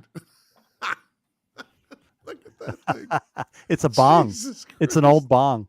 Look at the shade. Yeah, that's one of those like, ooh, look at the shade. Isn't this trendy? I in like it. 1987. I like it. A retro kind of guy, man. Hip. It's hip to be square. There you go. Now, Lou, look at this whole different look. Now he's got the big porno couch. He's leaned back. His legs are crossed. His hands are folded over his knee. Now- he looks like he's really in an interview room. Like Scott. he's really what? Scott, look at to our left. His shoulder, like the edge of the couch where he's leaning on. It looks like the top of a condom. Looks like that little loose Oh, part, you know? jeez. I wouldn't know. I haven't used one in 37 years. Me neither. Yeah. Maybe longer. I'll glue some shells onto my lamp, Marie. Thank you. Look at I'm Marie I'm open to says it suggestions needs as far as shells. decor. No, see, the shells came along in 1989. See, that's the thing. That's the thing. That's how you can tell how old it is. That thing's so old it doesn't have seashells on it. It's before that period. Mark, give me a movie. I'm going to give you, I'm going to give it to you. ready? Snap out of it. Moonstruck. I love that fucking movie. Cher, right? My mother is dying. I cannot. Danny Is that with Aiello. Olivia Dukakis, too? Yeah. Right, she was yeah. the mother. And Nikki And Coppola with the Nikki fake Coppola. hand. Coppola, yeah. That's right. He lost a hand. Yep. I waited for you, or whatever he said. Great movie. Lou? The Witches of Eastwick. Oh, great Oh, movie. yeah, there you go. It was a fun movie. Have a blueberry. No, those were cherries. Oh, cherries. Those were cherries. This is where they jumped the shark on this one. Nightmare on Elm Street 3 Dream Warriors. Yes. Definitely jumped the shark on that one. But it had Dawkins. 2 wasn't that good. 3 made 2 look like an Academy Award winner. Huh. Is it as bad as Death Wish 4, The Crackdown? Ah, I want to it's see it better. now. The Crackdown? I want to see it now. What happens in Death Wish 4? The Crackdown. Actually, he cracks down, obviously. There's one good scene in Dream Warrior. Remember the girl in the asylum? She ends up her head's in the TV and she's hanging out of the TV. yeah. That was yeah. great. you And know? it's up on the wall, right? Yeah. Yeah, it's up on the, yeah. And he had a great theme song from Dawkins. That was a good song. Yeah. Other than Yep. that, forget it. Other than that, forget it. Yeah. All right, one more, Mark. Should I go with Pulp or should I go with a Grand Epic? I'm going to go with Pulp. Nick Nolte and Stacy Keach, I believe, Extreme Prejudice. That was a good movie. Do you remember that? Yeah. Marie Martin. So what we're doing right now is we're doing movies from 1987. We already did. You missed the bands that lost their lead singers. We're about to move on to another. It's kind of a mixed bag tonight. A mixed tape. I just want to say it wasn't. It was Powers Booth, not Powers Stacy Booth. Keach. Powers Booth Powers was a Booth, great bad guy. He was one. Yeah, of the yeah, best. he was. He was a good bad guy. Yeah. He played a good Jim Jones too. Yeah. Yeah. Yep. Yeah. All right, Lou. River's Edge. Great movie. Creepy. Keanu River's Reeves Edge. and what's his name from Apocalypse Now?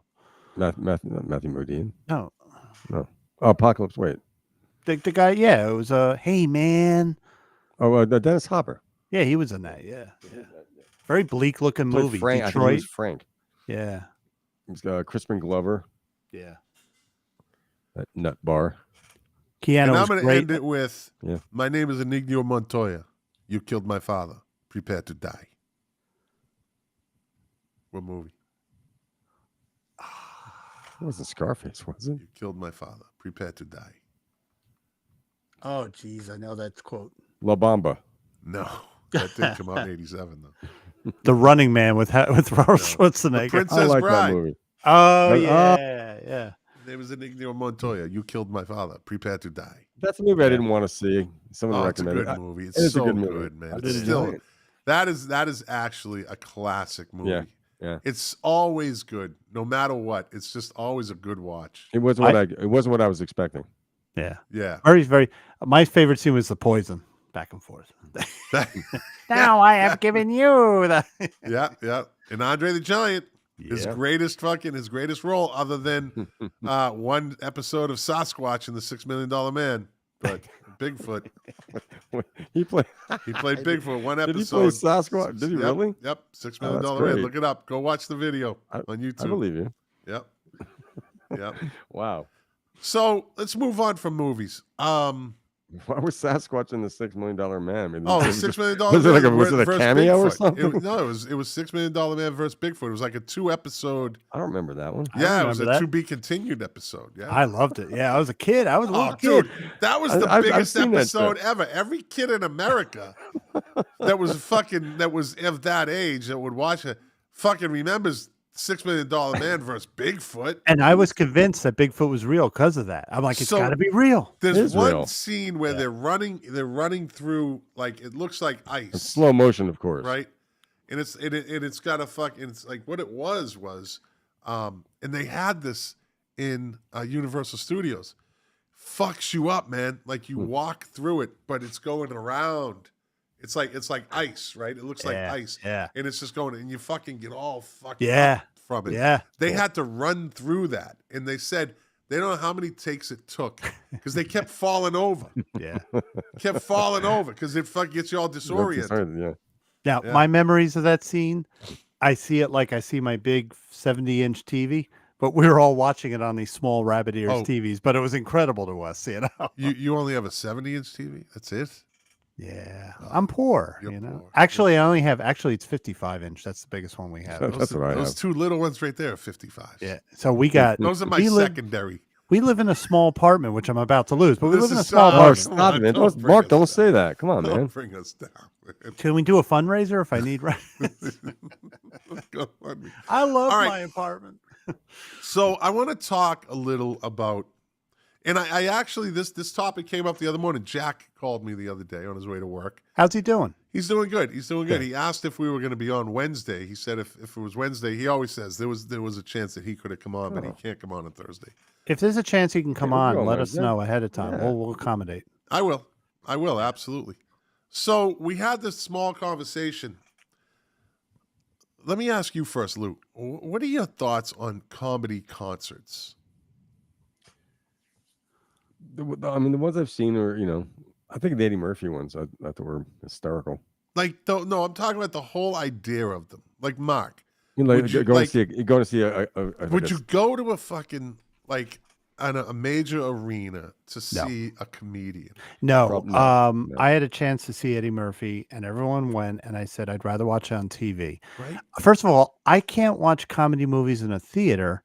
I have trouble laughing. I have to be in my own zone. When I saw Gloria's stuff on, I laugh now, but I love her. She had a comedian open, and he was actually telling good jokes. I was in the Meadowlands Arena with 20,000 people. It just, boom, just went nowhere. I mean, echoey and all that stuff, So. Yeah, I just don't like. So Jack, because Jack had said a friend of his had some tickets that he needed to get rid of for Jerry Seinfeld down here at the Hard Rock in Hollywood. I was like, no. I think comedy deserves to be in a small bar, club. Exactly. Yeah. It has to be a more decent sized intimate theater. environment. Yeah. So where you could see the facial expressions of the comedian. The way they tell the joke, a lot of it's physical. Yeah. Comedy. You saw Andrew Dice Clay blow it up, right? First one ever to sell out Madison Square Garden, 3 nights in a row or something. Did he really? First comedian, yeah. Wow. And then I think Dane Cook did it. I can't stand. I hate Dane Cook. Saw a whole thing on YouTube. I'll find the video again, I think, and it's kind of the rise and fall of Dane Cook.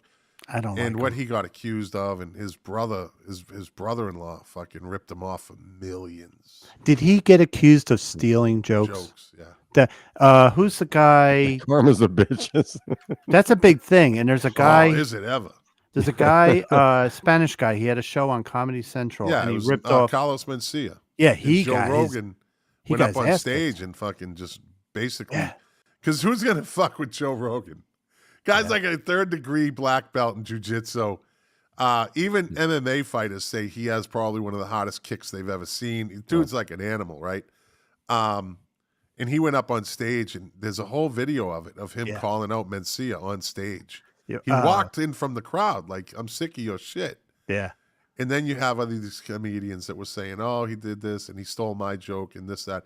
So then you had Dane Cook, right? There's a whole rise and fall of Dane Cook, right? Thing going on.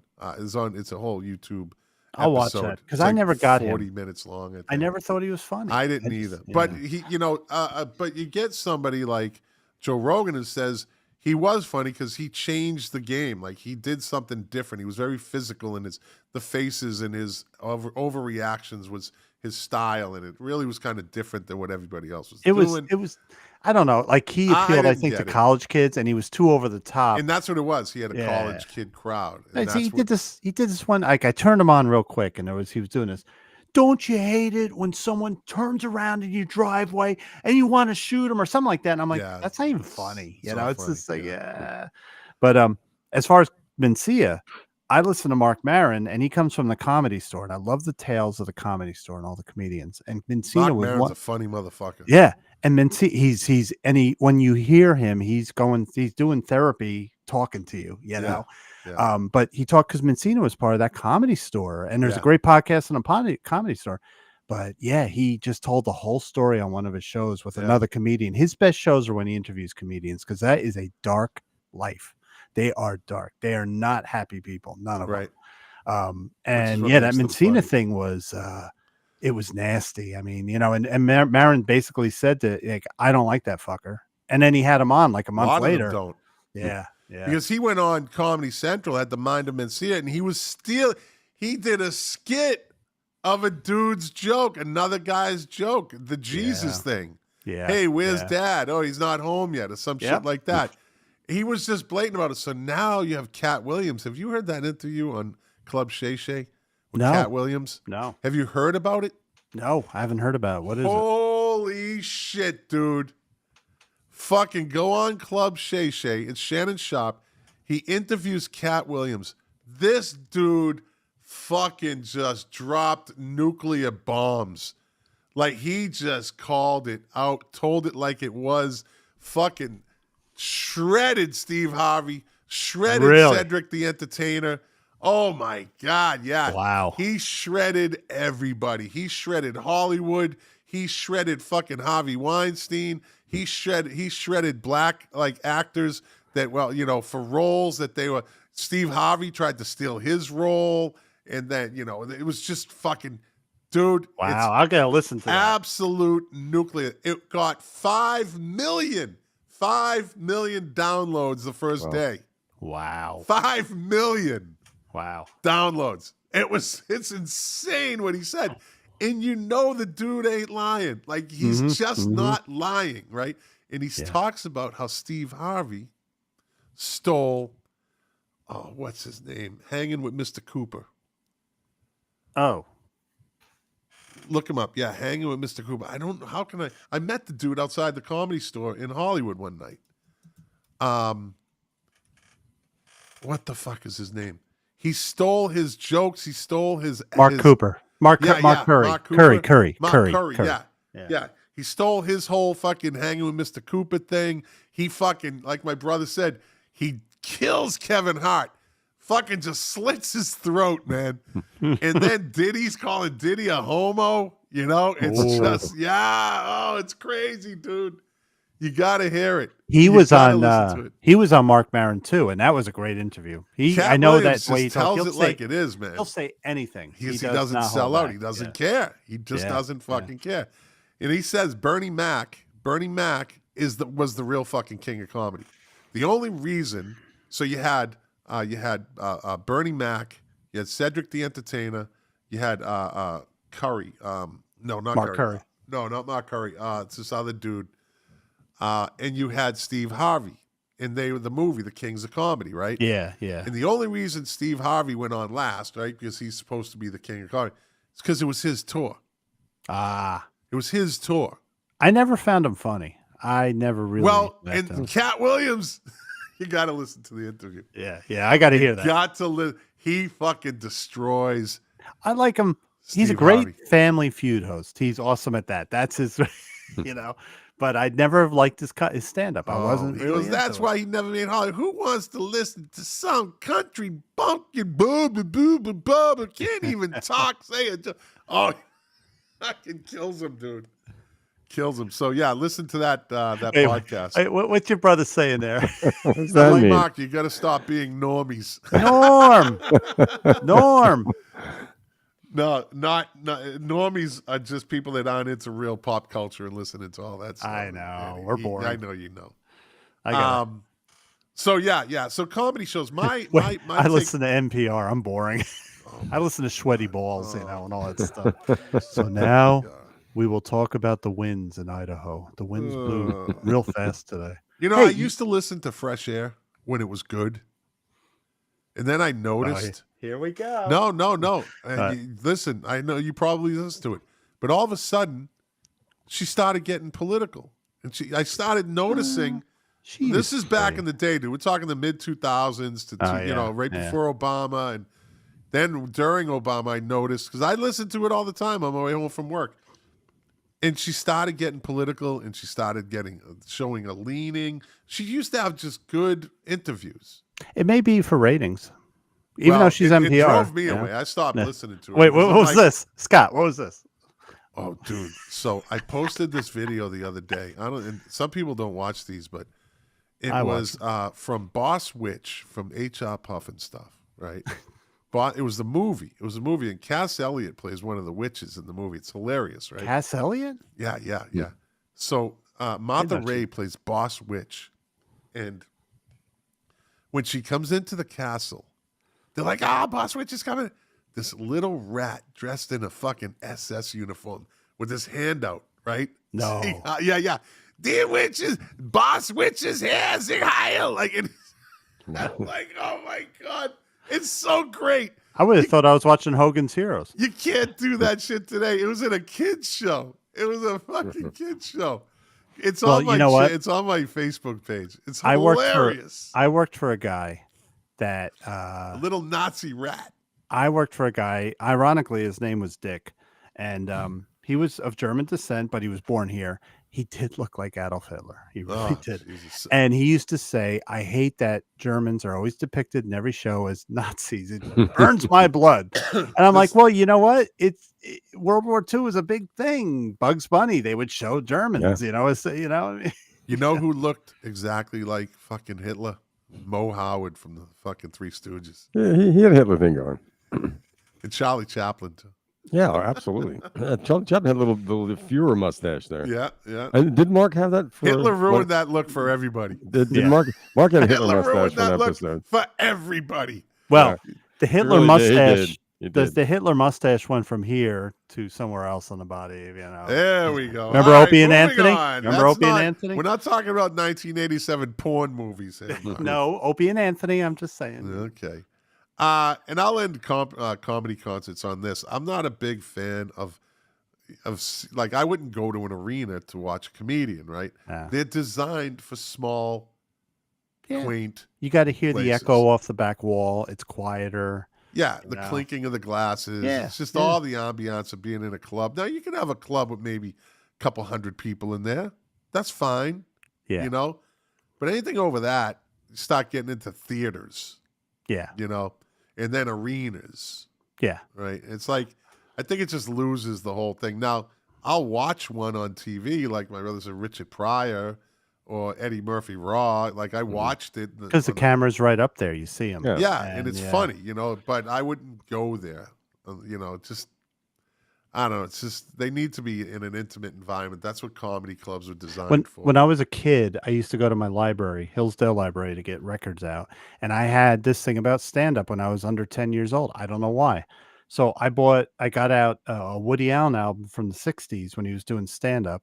And I remember I was like 9 years old and I was laughing my ass off at it. But I do remember when I'm listening to it, you could hear the glasses doing this stuff and chink, and silverware. And that, to me, that's New York, or if, for you, maybe Boston, but it's a seedy comedy club, comedy store, whatever. That's where comedy really needs to be. Never was meant for big arenas, in my opinion. Right. Exactly. Yeah. Exactly. Or the Midnight Special. Yeah. You see Gallagher on Midnight Special. I was going to do you know what? Let's do it. Let's do a couple of rounds, and then maybe we could pick it up next week. Because this could be a long conversation, and I'm not really wanting to do a 2.5 hour one tonight. I've had one of those days. Okay. I did too, Scott. You know that. Well, I'm going to take care of you tonight, Mark. We're not going to. But let's throw out some notable albums that were basically career suicide albums. Yeah. Right? Yes. I'll start off with and Mark will appreciate this. I dropped the ball on this one. you wasn't this your? No, it was my idea. Yeah. It was my idea. Then we'll wait till next week. We could do that. I couldn't think of anything offhand. Well, sometimes you got to do a little research, Professor. I do a lot of research. He's a professor. I know. It's okay. Let's school Lou. You mean it's not in your fucking in that encyclopedia notebook? It's not in my curriculum vitae. Jeez. So I say you and me rattle off some albums, and the professor comments on what he comments, and he won't really have any comment on this one though. But Public Enemy, Muse, Sick, and Our Mess Age in 1994 was just like whoa. You go from Fear of a Black Planet to The Enemy Strikes Back, Apocalypse 91, and then you get this fucking Muse, Sick, and Our Mess Age. Like it's people are like, what the fuck was that? And it wasn't that good of an album. It had like one good song on it. Was it like kind of hit? Was it more commercial? Like they're trying to make something that would go on the charts? I don't remember that album. So this little blip says Bob Dylan's self-portrait may have set his career back 5 years, but Muse, Sick, and Hourglass Mess Age all but destroyed Public Enemy's presence in the music world. Yeah. Where did that come out? 94.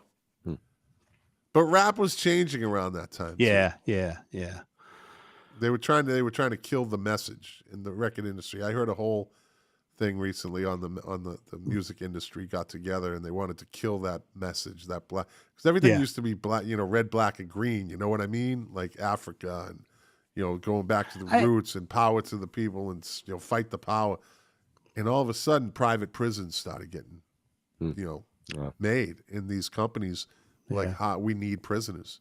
Yeah. And they really, this is a true story. This guy went to a meeting of record executives and you had to sign a whole disclaimer, like, a no talk clause, whatever those fucking things are called, non-disclosure.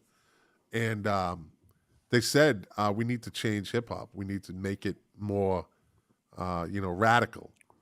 So it's too radical right now as far as political. We need it to be nasty. We need to change the mindset. Hoes, girls, that stuff, right? Guns. That's when gangster rap came up. It was. You know what? They knew that these kids would want to act out. See, I always considered Public Enemy in the '80s actually a positive message. Yeah, in a lot of ways, because Chuck D, he's a positive guy to this day. Yeah, and I mean he was pro-black and he talked about the whole I think that in the song "Shut 'Em Down." What he said, Nike, you got to shut them down. They take from the neighborhood, but they don't give back. Yeah. So who was meeting with the record executives? It was this meeting with the record executives. The private. Yeah. So the record executives were like owners of these record companies were investing in these private prisons. Oh, the record company owners were okay. Yeah. So they were like, listen, we need to change the mindset here, right? So all of a sudden, gangster rap started coming out with guns and hoes and bitches and drugs and making it cool. And they knew these kids would act out, right? From the fucking black kids in the hood to the white kids in the suburbs. They were going to act out. And lo and behold, it started. So, this guy and another guy, they signed the non-disclosure. But then when they heard what they were talking about, this guy was like, what the fuck? Like he didn't name names because he can't. but he said, well, I'm not going to fucking do this. And him and another guy looked at each other like, get the fuck. And so they said these fucking security guards came and grabbed them and fucking shoved them out the door. Wow. And then somebody came out and said, keep your mouth shut. You signed a non-disclosure. We will ruin you. Yeah. And the dude said, he goes, I stayed in the music industry for like another 5 years, and that was that. I was done with it. But there was a whole thing behind gangster rap in private prisons. There's a link Yeah. to it. So now let me ask you, Scott. I ask you because when I talk about worst albums by fans, saying how does that album hold up in retrospect? Does it still look weak in their catalog? Oh yeah. It's not like Paul's Boutique with the Beastie Boys, but no, that album's never even talked about. Okay, yeah. It's not even talked about. It's just that bad. Yep. You know. Yeah, I think it was just that. That was it. That was it. And then they never really did anything after that. Right. You know, never did anything. Give it up. Now, Fear of a Black Planet, that was a good fucking album. Classic, yeah. By the time I get to Arizona, is a great song because Arizona was known for a lot of things. Well, they were the last state to recognize Martin MLK. Luther King Day. Yeah. You know? That's right. Yeah. But we could talk a lot. So, all right. So, you know what? My brother, shut the fuck up, Colin McLean. Stop. I said it because I'm all the way down here. Hey, he's up in Boston. I can say that.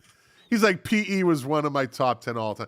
This motherfucker, this dude, he used to dog the shit out of me for listening to all the music I listened to, and everything from the 80s music into hip hop. Oh, it's all trash. Finally, when he got old, he started, okay, I think because he heard about it, he listened to it and he liked it.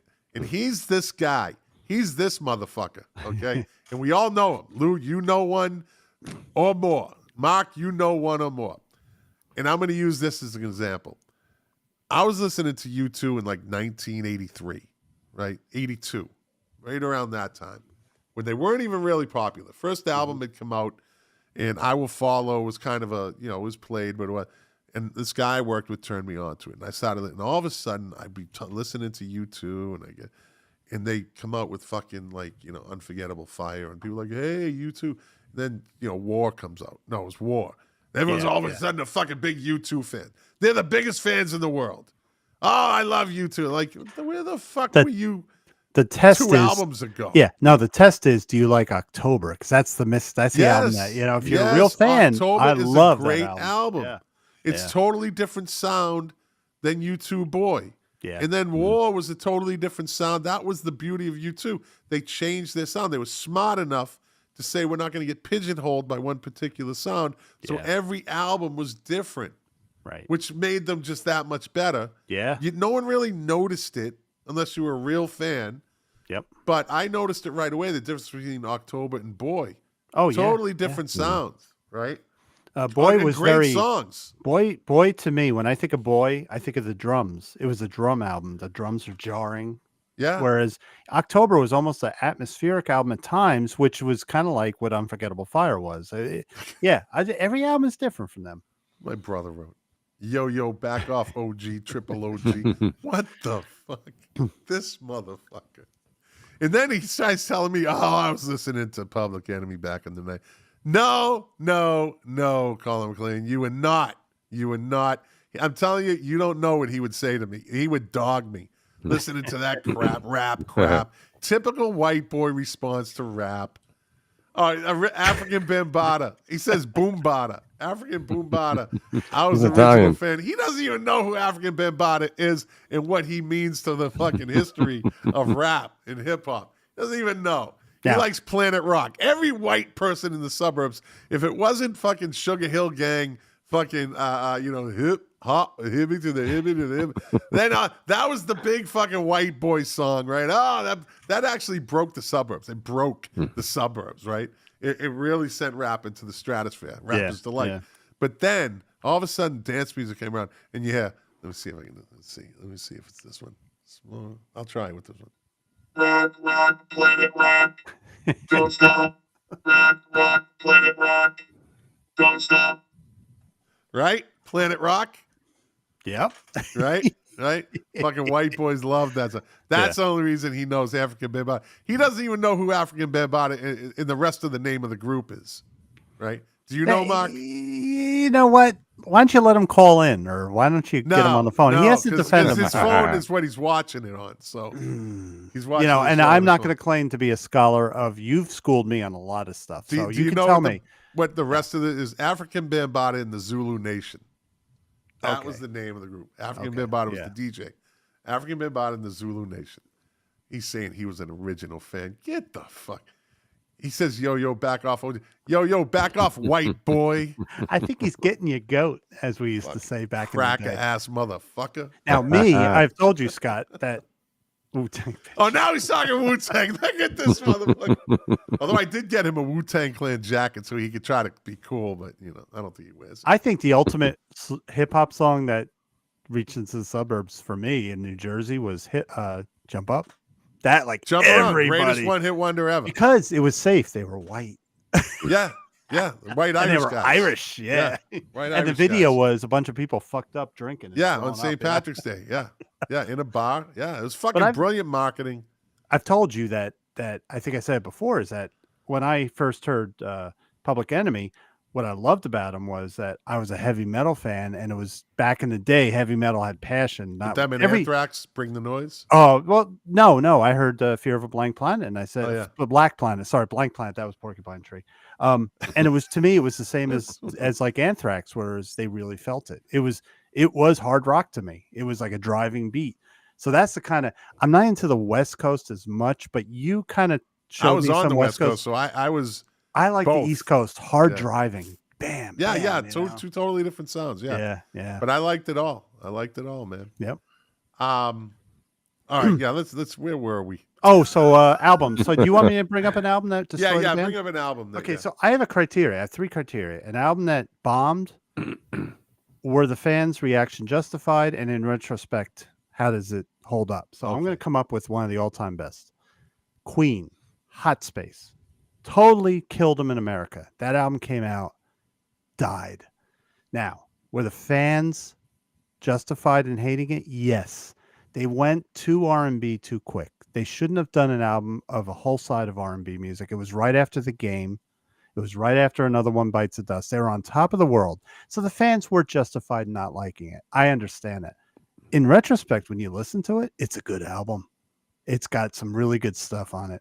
And they were ahead of their time, but again, don't piss off your fans. Don't be a one kind of a band and just go totally over. You're going to lose your audience, They never toured the U.S. after that album. Never came back, But I do like it. And Nuno Betancourt from Extreme says that was one of his favorite albums because it taught him that you could have hard rock guitar and R&B mixed together, Yeah.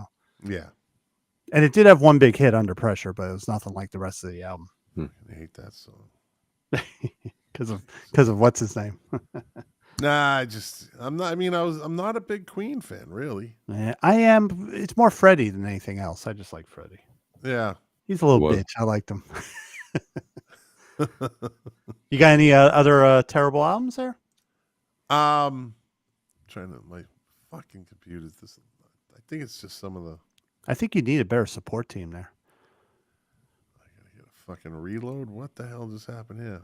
You already screwed up your new laptop? No, it's fine. What about Lulu?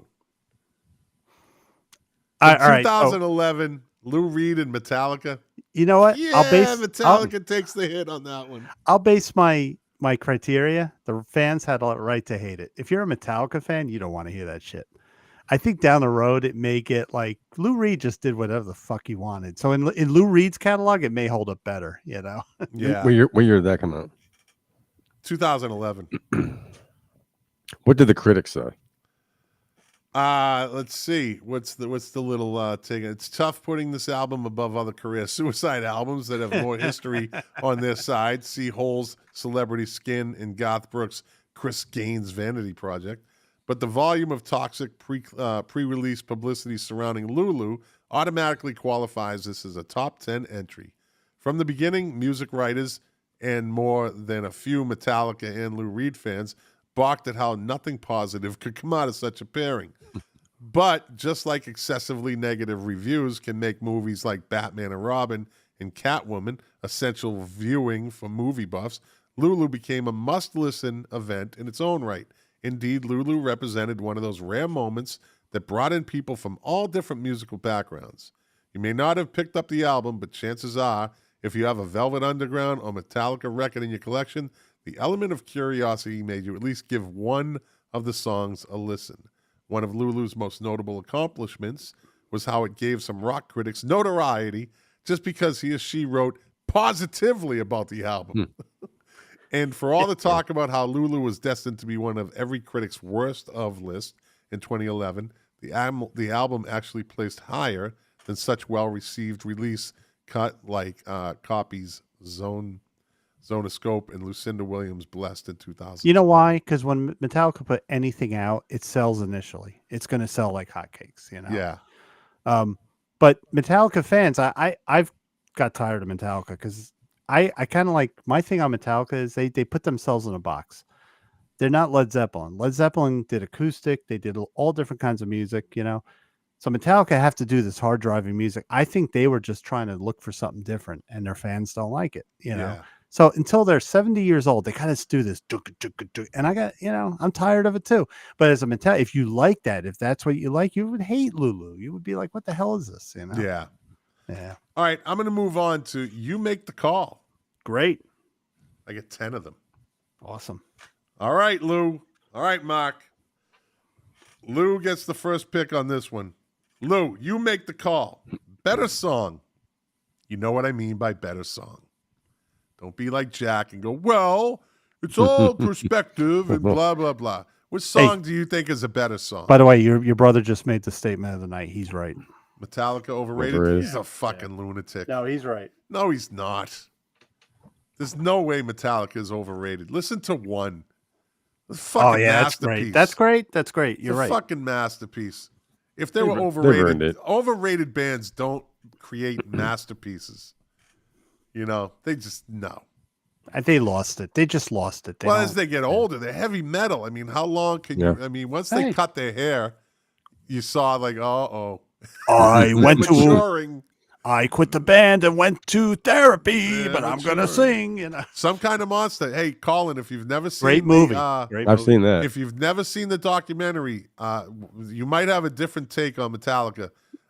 Watch Some Kind of Monster. It's a fucking great documentary. Ironically, it's right there in the moment. Ironically, it was about the recording of probably their worst album, Saint Anger. Yeah, but that's my favorite Metallica song. Well, One is my favorite Metallica song, but Saint Anger, I love that fucking song. That is a good song. That's a fucking grinder right there, man. Yeah. That's just a grinder. All right, you make the call. And that movie's 20 years old. I know, right? Jesus Christ.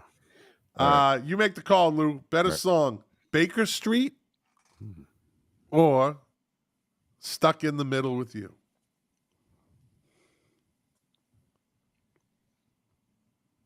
Stuck in the Middle with You. Baker Street or Stuck in the Middle with You? Yes, I'm stuck my personal preference is Stuck in the Middle. Instead of the fuck does this mean? Let's get a text from someone. Oh, all right, hold on. Right in the middle of the podcast, I get a text from a fucking photographer. Can I come at 12:45? Yes, sure. I'm getting interviewed by a magazine. Dead air. Another magazine. Matchbox 20 is overrated. Yeah. highly, Dave. Highly overrated. Yeah, they are overrated. So Lou, what do you say? I said Stuck in the Middle. All right, Stuck in the Middle. Mark? How can you deny that haunting sax? No, I don't deny it. I don't deny it at all. Yeah, I like Baker Street. I guess I'm the tiebreaker here. And that is, I put these together and I'm like, even I say this is a tough one. And some of these, I don't know which way they're going to go. I got to go with Baker Street. Yeah. Haunting. But it's a fucking that's a hard pick. Did you ever hear that song in a big old house echoing from another room? That's what I remember. My sister playing it upstairs. Right. Hot summer day. I'm walking up the stairs. Summer of 78. Oh, God, I hear that echoing. That's my memories, you know. I do think Stuck in the Middle will have more longevity, I think. I don't know. I do think in that 3-minute format, I think it's a really, really good and unique. It's a great song. Yeah, Yeah, it's hard to argue with you. They both are, but yeah. Perfect it's hard pop to argue song. with you. Yeah. Yeah. All right, let's go with you make Mark, the call. Mark, you're a fucking idiot. You know that? Who, me? Screw you. I called Mark an idiot. Oh, Go eat a cannoli. Stuck, easy, iconic Reservoir Dogs. Yeah, it's from a movie. Yeah. Ow, my iconic ear. scene. Yeah. Yeah. Okay, Mark, you make the call.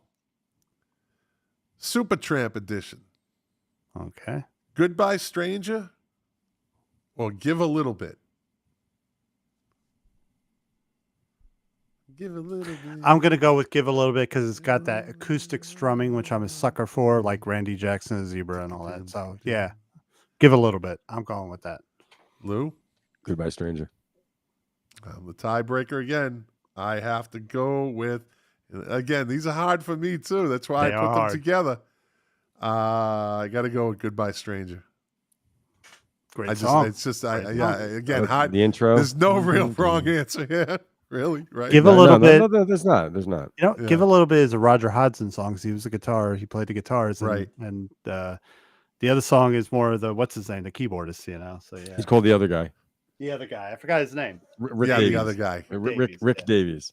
Yeah. All right, Lou, you make the call. This is kind of these are kind of totally different songs. All right. Okay. Lou, you make the call. Talking Heads, Take Me to the River, or The Cars, Just What I Needed.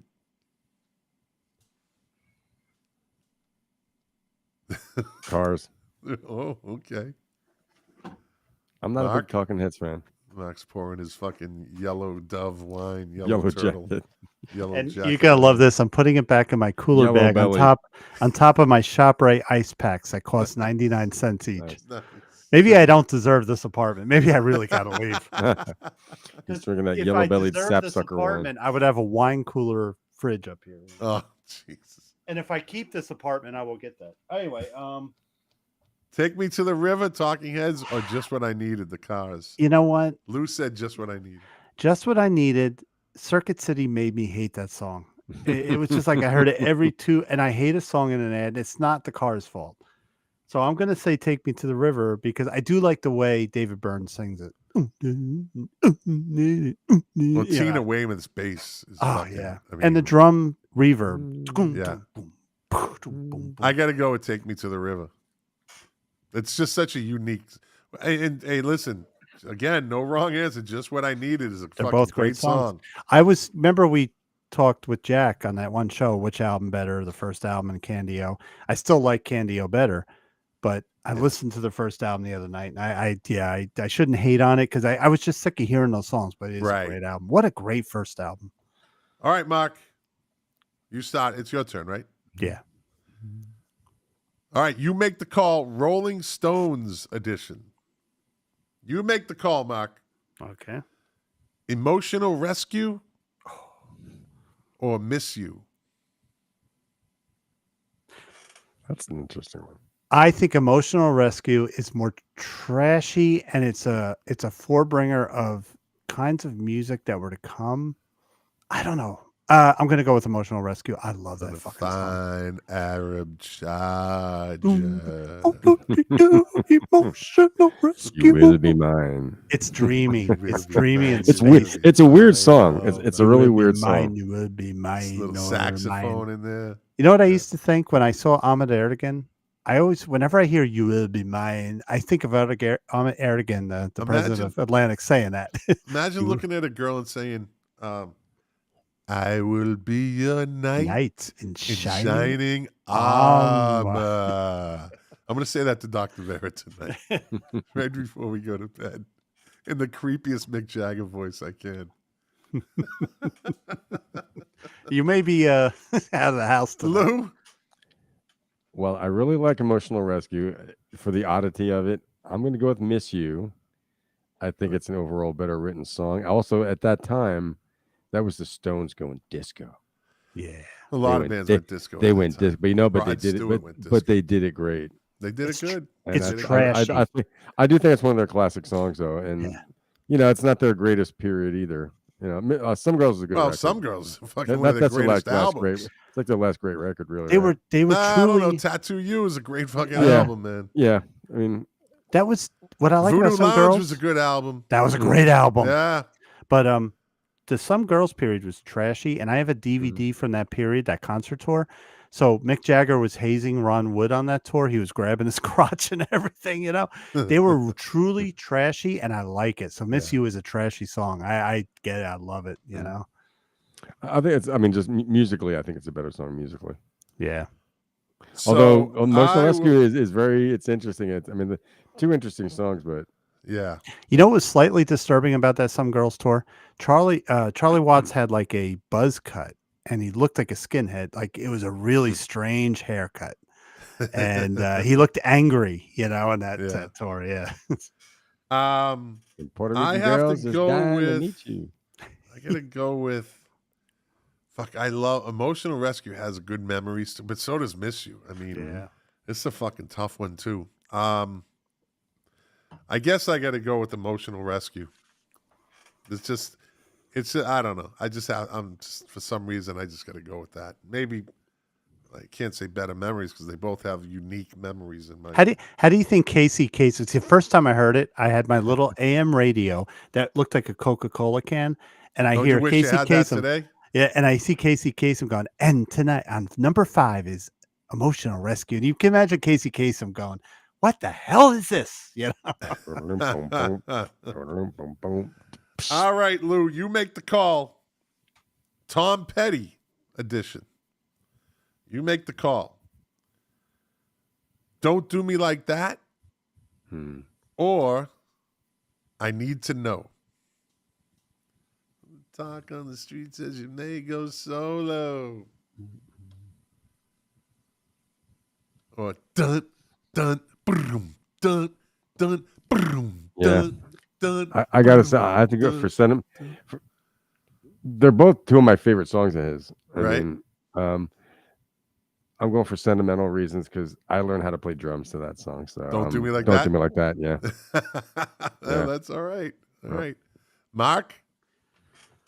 I like the rawness of I Need to Know. I Need to Know. It's real simple. It's not a masterpiece of theirs, really. I Need to Know is great Tom rock and Petty roll song. scream. Yeah. It's a great driving song. And when I say driving, I mean a driving beat. But Don't Do Me Like That. The lyrics are great. Don't Do Me Like That. I'm going to go with Don't Do Me Like That. I got to go with I Need to Know. It's just more of a intense, fast. Yeah. You know? Yeah. What's that line? Hey, the talk on the streets as you may go solo. I just love that line. It's funny. It's almost like a filler track in a lot of ways. What I Need to Know? It's not a throwaway, but that wasn't a big hit. Yeah. But it was a hit. It was a hit, but it wasn't a big hit. It's a great album. It got a lot of radio play. Right? Yeah. I think you got a fair amount, yeah. All right. Wait. We got Perry getting involved there. Oh, I Need to Know. It's great rollicking piano. Yeah. Right. Yeah. Yep. That's right. And he just kind of goes ding, ding, ding, ding, ding, ding, ding, ding, ding, ding, ding, ding, ding. Yeah. Thank you, Perry. Thank you, Perry. I was praising you today, Perry, by the way, the AI. Perry Dedovich, the AI. I was praising him to my brother in a conversation. So Perry thinks I ignore him, I think. I think he thinks I ignore him. But I was talking to my brother earlier today on my way home from the farm, and I was praising Perry once again, for bringing you two to the forefront. Oh. Yeah. You had U2 on the show? When? Get the fuck. All right, moving on. All right, on let's those see. balls. All right, Mark, your turn, right? Yeah. You make the call, Ringo edition. Ooh. Yeah. It Don't Come Easy or Photograph? Oh, God, fuck you. This photograph. All right. Hold on. My brother Colin said, I think Perry is the mastermind. Oh, here we go. He is. As Mark would say, here we go. No, he is. All right, Mark. It Don't Come Easy or Photograph? You know, It Don't Come Easy is a certified classic. We all love it. I love it. But to me, There's something Photograph about Photograph, appeals. right? That chord progression is Mhm. to me is better, Dun, and dun, the dun, melody of the dun, lyrics dun. flow when you hear it. It's one of those perfect songs. Like "You're the Air That I Breathe." You know, it just flows. So I'm going to go with Photograph. All right, Lou. I'm going with Photograph as well. Ah. It don't come easy. It's a great song, but Yeah. if Photograph is something I don't think it. When you like I said, when you really listen to that song musically, it's a beautiful chord structure. Yeah. The way it lifts up, and even when he did it at the concert for George, at the mic, it was really good. And I've been playing that lately with my friend, 300 feet down the road there. He goes, Photograph by Ringo? I'm like, yeah, let's play it. And that's a fun song to play. It's got a great groove. Yeah. I might have, I wouldn't have said that 10 years ago. I would have said, "Don't come easy." Yeah. Because Same here. It's a great rock and roll song. Yeah. Yeah. I'll pick the Def Leppard song "Photograph." And hey, Perry David said George wrote both of them. Yeah, he's right. Yeah. They're both Sort of. Yeah. He said sort of. George got involved in a lot of shit. Yeah. With Eric Clapton, with Ringo, like he was kind of movies. like in there, Movie production. Yeah, movie production. I have to go with. I love Photograph, but I think I like It Don't Come Easy. The intro. I think because I just don't hear it that much. Really? Okay. Yeah. The intro to "Don't Come Easy" is a classic. Yeah. Yeah. That's a good point. That's a great intro. I just think I like that one better. And the beginning has a classic Ringo fill. He goes from the floor tom to he does a left-handed guy thing. Yeah. I heard the other day it goes like it goes up in pitch, but most people don't. To It Don't Come Easy, right? Yeah. All right, Lou, you make the call. Paul Simon edition. Paul Simon edition. You make the call. Love Me Like a Rock or Kodachrome? She love me, love me, love me. Yeah. When I was a little boy, It's some great vocals on there. Right? Right now I'm going with Love Me Like a Rock. Mark? Well, growing up, I had a 45 box just like you, and my introduction to Paul Simon was Kodachrome. Mhm. And I love the song then, and I love it now. That first line, all the crap I learned in high school. When I think back to all the crap I learned in high school. I heard that when I was in Zion Lutheran School in 6th grade saying, shit, I'm going to learn crap in high school. But yeah, I got to go with Kodachrome. I got to go with Kodachrome too for that line. And plus my father was a photographer. And so all the little references to cameras and film and all that shit, me and my brothers just through osmosis, just by being around it, we heard all the terminologies, Yeah. And it just reminds me of my father when I hear Kodachrome. So, Great song. and it was the 70s, and that's when the shit started changing. Film started really changing, and I like Kodachrome better. It's, again, no wrong answer here. And who the hell would put out a single with the title Kodachrome? Right? That's amazing. And write a song about fucking film, right? And then incorporate it, like kind of weave it into a story. Yeah. About his life as he goes along. Love Me Like a Rock. If you listen, it's a real gospel song in a lot of ways. It is, yeah. The back, the vocal arrangement is really cool. But I heard it recently, and I'm like, it's been a while, and I'm like, that's a really, really, really cool song. It aged well, yeah. I think they both have, really. And let me just say this: Kodachrome to me in my youth is very similar to "Listen to What the Man Said." Very similar sound. My brother says both Beta Boy songs. Yeah. Go listen to African Boom Bada, will you? Africa Boom Bots. Yeah. Go listen to Chuck B. Both Beta Boys.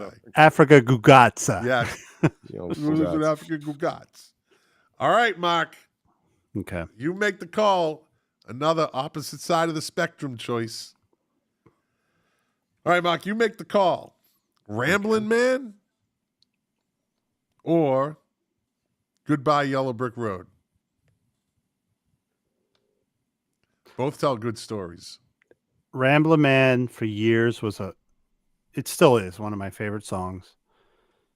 But Goodbye Yellow Brick Road hits me and gives me goosebumps in a way that Ramblin' Man never will. I'm easy one for me. I'm going to go with Goodbye Yellow Brick Road. Just a fucking great song.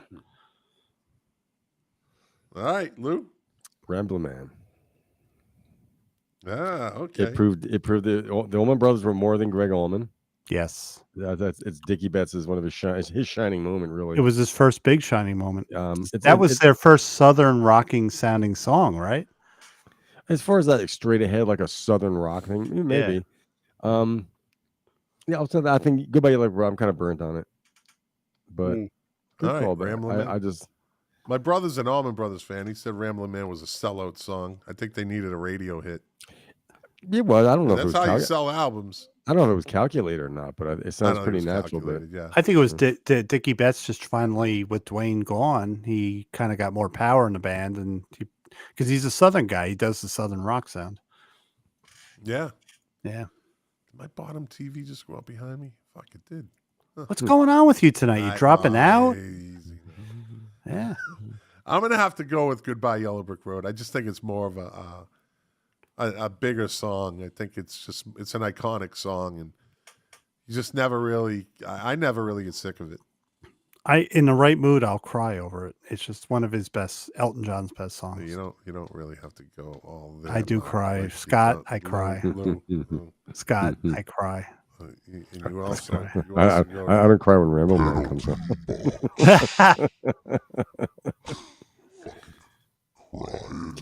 No crying on Milk Crates. That's right. It's like baseball.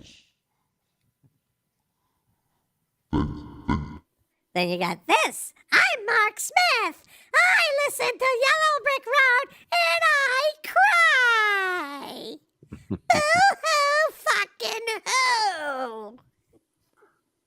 Follow the Yellow Brick Road. Follow the Yellow Brick Road. Follow the Yellow Brick Road.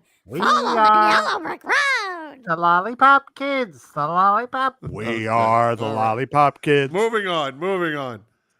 Lou, it's a couple of AM hits here, buddy. You make the call. AM hits edition. Ozark Mountain Daredevils, Jackie Blue. Or Climax Blues Band, Couldn't Get It Right. New York City took me for a ride. Ozark Mountain Daredevils, Jackie Blue. Yeah. Ooh, Jackie Blue. I like that sound. I like the warm sound. I like the story behind that. Yep. Mark, couldn't get it right. Oh, you have to think about it. Love them both, but Jackie Blue had that R&B hook. Great song. Andy Johns of Who fame produced. That was Glenn Johns. Glenn Johns, sorry, but I got to go with that. Jackie Blue. He told them that was a hit. They're like, get out of town. And they were like a country rock band. They were, that was kind of a little the Ozarks. Yeah. I guess. Yeah. I have to go with Ozark. I have to go with Jackie Blue. I think that's the first clean sweep so far. What a hook. What a hook on that. Yeah. Another one that sounded good to my AM Coca-Cola can radio. And the drummer sang it. Yeah. Was it Lou? Whose turn is it? Mark. Mark, you get the last one. Okay. Opposite Side of the Spectrum edition. Once again, Mark, you make the call. Pressure. Roxy Music, Love is the Drug. Or Bob Seger, Night Moves. This is so cruel. So fucking cruel. Because I am the biggest Roxy Music fan. I love Roxy Music. But Bob Seger, that song is haunting.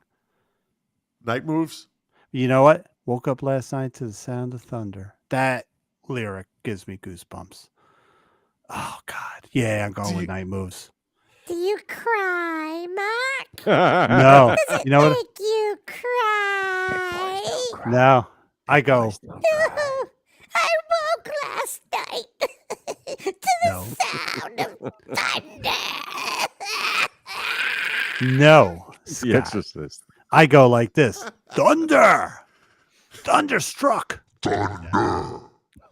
Doom, doom, doom, doom. Okay. All right, which one do you like? Night Moves. definitely. Night Moves. All right, Lou. Just talking about this song with my son last night. I was surprised to find out he's a fan. It's Night Moves. That's a tough one because I'm not a big Bob Seger fan, but I happen to like that album and I happen to really like that song. I like Love Is a Drug too, but something about it's I don't know. I've heard it for a while, but I don't know. But that's the essence. I do like the mood. Like I said, a lot of my choices they were sentimental. Like the mood and like Night Moves. I'm not gonna cry. That's the essence of Bob Seger to me. Is Night Moves is one of the songs that best describes him. I think it's his best album. Yeah. Love is the drug, and I need to score. Of course, you like rock. The intro to that is classic. Sure. It's like that quick. You hear the right. Wow. They hit. I just love that song. It's great. Never get sick of it. I love Night Moves too. No wrong answer here. Again, no wrong answer. Yeah, it's all personal. All right, so this is a new part of the show. You make the call, right? I love it. Love it. It's a little difficult picking these things. Yeah, it is. My brother Colin says any song you can dance to is out because he only has one leg. Oh, come on, God, motherfucker! Oh, that's horrible. Oh my God. Wait, hold on. Wait, Lou's cringing. Lou doesn't even want to respond. I love it. Well, it's like I said, if you air drum to Def Leppard using two arms, you're an asshole. Boys, did you guys hear what Scott said? He's a fucking. Oh, my mic's open. Okay. Hot mic. Tough, hey, man. you fuck around with the rhino, you get the horn, motherfucker. I am never playing basketball with you. No. That's for sure. Yeah, I don't care if you're an amputee or not. I'll knock you down. I'll take you to the hole, buddy. That is true brotherly love. That really is. Africans boom bada. I have a question for Colin. What was your last pick on the last question? Roxy Music or Bob Seger? Yeah. Colin McLean, associate producer. Is that one thing you could dance to? Love Is a Drug, right? Love Is the Drug or Night Moves. Come on, there's a 12-second delay, so it's gonna. I know people that would dance to Night Moves. You do that slow dance. Yeah, on the remember chorus. there was a time when everyone danced. Only. There was a time when everyone danced to rock music. I remember, Seger. Right. He likes Seger. Yeah, only because I fucking made fun of him because he. Seger. All right. Oh, Seger. We're gonna do this. I'm gonna do the whole thing. We're on a roll right now. This is a pretty good category. 212. Mark, you got a pen in front of you, pen and pad of paper? Yeah. All right. Oh, it's a little quiz here, huh? This is called the last segment was called You Make the Call. This segment is called You Make the Band. Okay?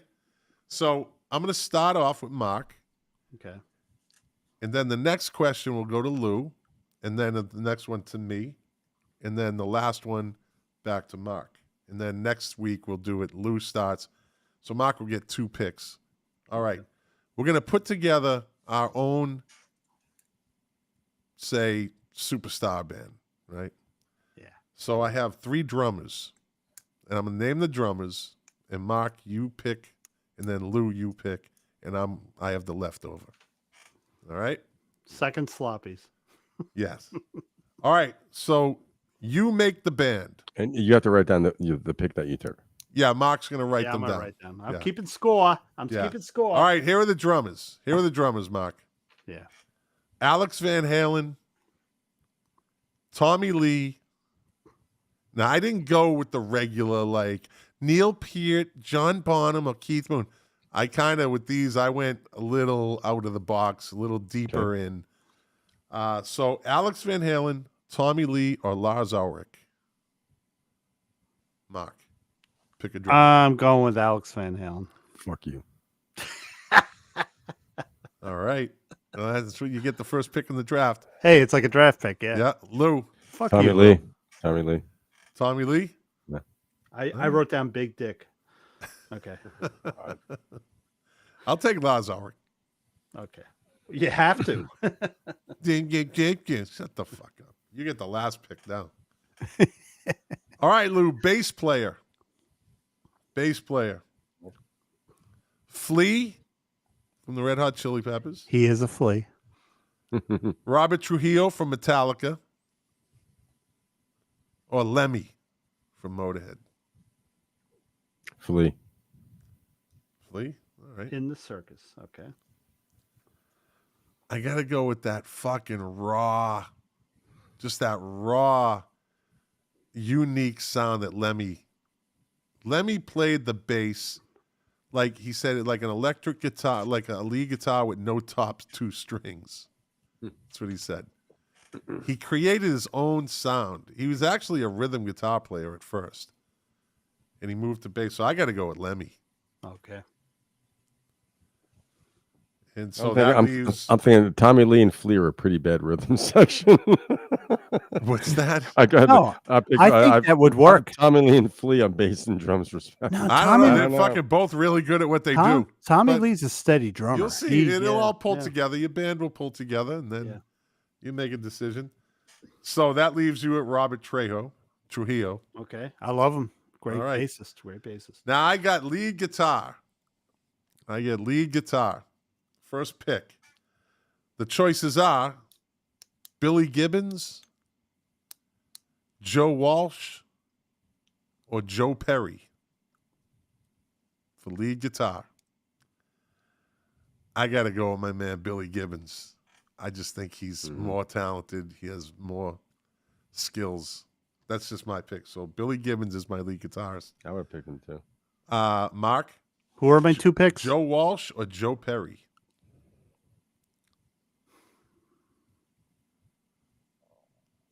I'm going to go with Joe Walsh. All right. Why, I don't know, but I just... Yeah. And that leaves Joe Perry for Lou's band. I love Joe Perry, but... All right. Lead singers, and this is frontman stuff, too. You know? Like, this is frontman stuff. Oh! Mark? Are you talking puffy shirts? Puffy shirt sleeves? Wait, do you want me to take whatever they off? want to wear, they're the lead. They're the lead man. If I take my shirt off, I'll be like that Seinfeld episode. Oh, Dad, no! All right. Lead singer: Iggy Pop, Chris Cornell, or Henry Rollins.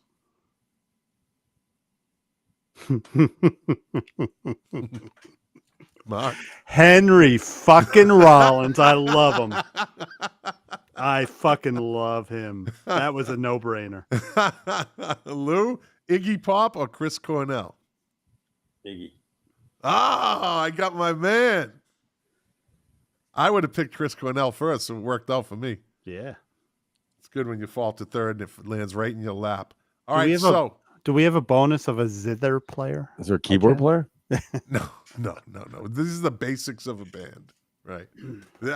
Name a fucking a famous name a fucking like legendary a fucking what do you call it? Not lead guitar, but you have the rhythm. Yeah, legendary rhythm guitar. Malcolm Young. Yeah. One. John Lennon. Rudolph Schenker. Yeah. Keith Richards. Right. Yeah. All right. Well. All right. Put those down. That's Lou's pick. So put those 3 down. Wait. What are we doing? For a rhythm guitarist. Oh, okay. I thought that was just conjecture. Oh, it was conjecture. Okay. So give us the band. All right. So Mark, who's your band? The quartet. So my quartet is Alex Van Halen, Rob Trujillo, Joe Walsh, and Henry Rollins. Reason that band would never work is Alex has never played with anybody except his brother. Probably, really. You know, but he's still a great drummer. I mean, drummers, they. Yeah, but somehow I think that Joe Walsh, he could fit in with any fucking band. I think Joe Walsh could fit in with Metallica. So it would be weird, but it would work. And Henry Rollins, he would figure out. Great frontman. Yeah. Good frontman. Black Flag, right? Yep. Lou, who's Lou's band? Lou's got Tommy Lee on drums, Flea on bass, Mm-hmm. Joe Perry guitar, and Iggy Pop on vocals. That's a pretty solid lineup. It's a good band. That's a pretty solid lineup. I think Iggy would just like riff over all of them. Iggy would just be Iggy. I don't think it would matter. I think I think it'd be pretty rough, pretty punky. And then I got who? All right, so you got on drums. Oh, Lemmy, could you keep it down? I don't want anybody Lazo, steal. Yeah, Lemmy. Oh, fuck you. Billy Gibbons, just gonna play, That's a pretty cool. and Chris Cornell. I want to sing. That would be it. Actually, Billy Gibbons. I could see Lemmy and Billy Gibbons. Lars would have to tone it down. He wouldn't be able to do his normal. But he's a professional. He is. Look who he's sitting with. If he's in that band, he's got those two guys in front of him. And I he's think fucking not acting up. His basic skills would come in handy. And he's not he could just lay a beat down. So I mean, thinking, you're right, Lou. You're right. Billy Gibbons is going to be shredding all over the place. Yeah. If anything, Lars proved on like the Black Album that he could also play basic rock. He didn't have to do fast stuff, you know. Right. Yeah. Yeah. That's interesting bands. That's pretty cool. Pretty cool, right? Yeah. All right. Well, maybe we'll incorporate it. That is a great segment. Yeah. I'm gonna have to do a lot of digging. Because we'll start to run out of. There might be some obscurity people coming down the road. So. Oh, I love obscure. Cool. Yeah. All right, you know what? Let's get to this week. We picked 1987 for movies, so we're going to do the top 10 this week in 1987 singles. Number 10 this week in 1987, Victory by Kool and the Gang. Number 9 this week in 1987 in the singles charts, Is This Love, Survivor. Number 8 this week in the singles charts in 1987, Change of Heart, Cyndi Lauper. She was starting to kind of fade. Yeah. Number 7 this week in 1987 on the singles charts, Someday by Glass Tiger. That was a nice little hit. Yeah, that was. Someday? What was her big hit? Glass Tiger? Yeah. I forget how it goes. Don't forget me when I'm gone. Don't forget me when I'm gone, yeah. Number 6 this week in 1987, Land of Confusion, Genesis. Yes. Good Video song. of the year, the whole thing. Yeah. Number 5 this week in 1987, Control, Janet Jackson.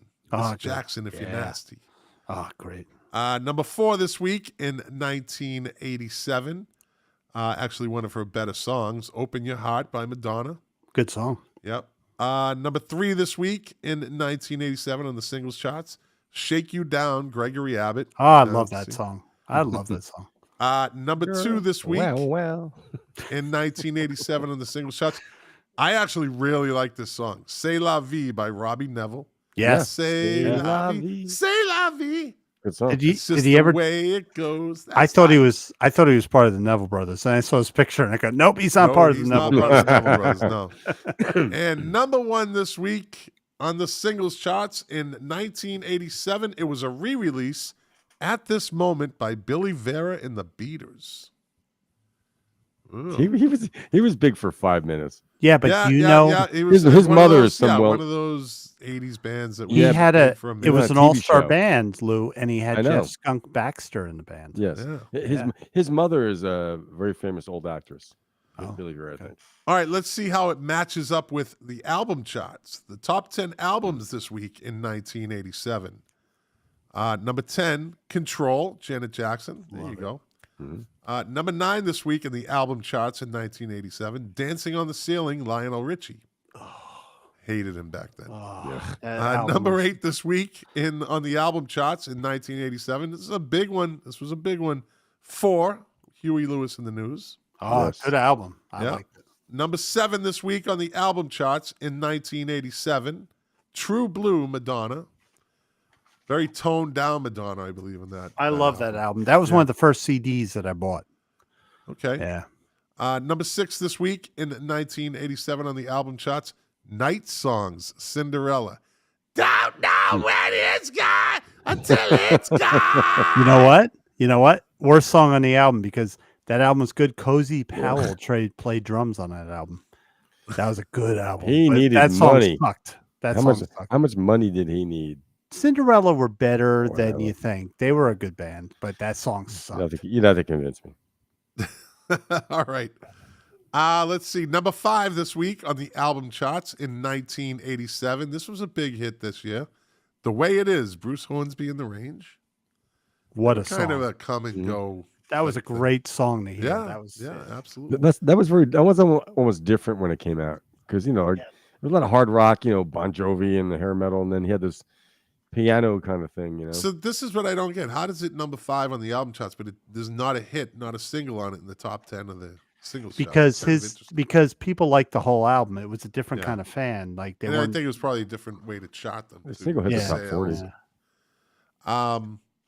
Number 4 this week in the album charts in 1987, Different Light by the Bangles. Number 3 this week on the album charts in 1987, the year I went into the Air Force. Third Stage by Boston. I love that album. I love that. And I saw them do the whole thing at Meadowlands Arena. That was a good album. Let's see. Number 2 this week. I actually have this box set. Number 2 this week on the album charts in 1987. I think I picked this up for like $10. Bruce Springsteen, the E Street Band Live, 75 to 85. Yeah. Still got my vinyl.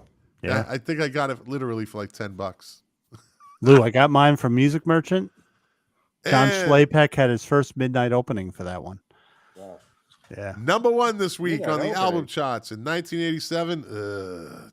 Jesus. Slippery When Wet, Bon Jovi. Moving on. Wait, let me be an English soccer fan. Boo. Let's see. Boo. Let's go but with this you one. know what?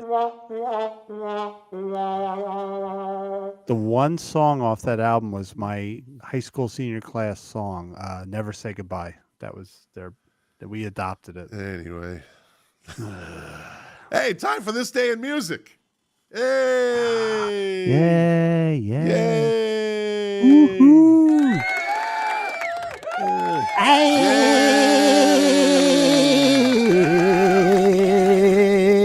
All right, let's see. Shit, my neck hurts. On this day there's nothing so far. On this day in 2014, Susan Boyle applied for a minimum wage £6 an hour cashier's job after spotting a job advert in the window of her local bookmaker, Ladbrokers in Blackburn, West Lothian. Upon reading the advert, the singer, who is said to be worth over £20 million now, entered the premise and spent 5 minutes talking to the shop's deputy manager, David Core, about the role. So evidently, she was rich, but she still wanted to work. Huh. Because she had already done the American Idol thing. American Idol. Right? Yeah. Let's see. I want to see how the other half lives. Oh, was that Britain's Got Talent? Which one was it? It doesn't matter. Had to have been Britain's Got British Talent. Idol or something like that, yeah. Let's see. British rape. There's not really much going on. That looks like on this day in 2004, Bob Dylan was paid by ladies' underwear company Victoria's Secret to fly to Venice in northern Italy to film a TV advertisement in an ancient palazzo with a scantily dressed model. Some fans were upset while others empathized with Dylan. I think you look good in your undies. Yeah. Creepy old man. How much was he paid? It didn't say. A lot of money. A lot. On this day in 2003, after a raft of Grammy nominations, I'm going to add this, the beautiful Norah Jones debut album, Come Away With Me, fucking great album, went to number 1 in the U.S. chart 11 months after it was released, staying at the top for 3 weeks. The album won Grammy Awards for Album of the Year, Best Pop Vocal Album, Best Engineered Album, Non-Classical. The song Don't You Know Why won Song of the Year, Record of the Year, Best Female Pop Vocal Performance. I remember the picture of her holding like 8 Grammys. Wow. Yeah. The album has sold over 27 million copies worldwide as of 2016, so I'm sure that's over 30 million now, making it one of the best selling albums of all time. That's like one of those rare, like they hit fucking lightning in the bottle and it's just that fucking, she'll never match that again. No, they said the timing had a lot to do with post 9/11. Oh, really? Yeah. Well, it was just, everybody wanted to chill out and just, feel comfortable. It was a very comfortable sounding record, very soothing. You know something about Norah Jones? She has a nice mouth. I love Is Norah she an heir Jones. apparent? Is she the heir apparent? No. Sheryl Crow still has, I think, number 2. I don't get that, man. I've seen. I don't know what you're doing. I don't know what you're talking about with that. I mean, I don't have to. Like no better than anybody else's. I don't. I don't Please, I don't know what you There's guys. no wrong answer here. Don't pick on my Nora. Nora is We're not great. picking on her. Nora is, and she is just. She's a nice mouth. Great. And every Yeah, album that she she does does. is different. On this day in 1992, the inaugural Big Day Out Festival took place at the Horden Pavilion in Sydney. Acts appearing included Nirvana, Beasts of Burden, Box the Jesuits, Celibate Rifles, Cosmic Psychos, The Clouds, Club Hoy, Died Pretty, Falling Boys, The Hard-Ons with Henry Rollins, Hellmen, Mass Appeal, The Meanies, Smudge, Sound Ultimate Posse, Rat Cat, The Village Idiots, Violent Femmes, and Yuthu Yidney. Yeah, okay. How are the Violent Femmes all down at the bottom of that one? Let's see. On this day in 1986, Norwegian group Aha were at number 1 in the UK with The Sun Always Shines on TV. That was never a hit in the United States. I only heard one song from them. On this day in 1986, U.S. manager Albert Grossman died of a heart attack while flying on Concorde from New York to London. Oh, Yeah. He managed Bob Dylan from 62 to 70. Pedo, Paul and Mary. They keep popping up in this thing. Pedo, Paul and Mary. he died I on a think Paul might Yeah. have been the one. What's that? I think Paul might have been the pedo. I don't know, sure, but it's still. Uh-oh. It doesn't Peter, lend itself Pedo, to and this. Mary. He managed the band. band. Janis Joplin. That dude was. I put that dude on my Facebook page the other day. Happy birthday. And Todd Rundgren. Grossman built the Bearsville recording studio near Woodstock in '69.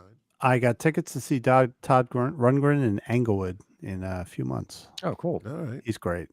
On this day in 1978, after changing their name from Warsaw, see, my brother doesn't know this, and he said, by the way, whole bottle tonight, Smitty? Oh, by the way, this is for your brother. Look where the level is. Okay, okay. That's on the second bottle. Yeah, Mr. Big I won't show this one. Yeah, But this one, busted. there you no, go. this one was down here. It was down Okay, below the that's label. fine. Okay? Yeah. Let's see if Get on my case. Mr. Big Fan, Colin McLean, Mr. Big Fan. He didn't know this, and so he's not a fan. After changing their name from Warsaw, inspired by the song Warsawza by David Bowie's Low album, Joy Division made their live debut when they played at Pip's Disco in Manchester, England.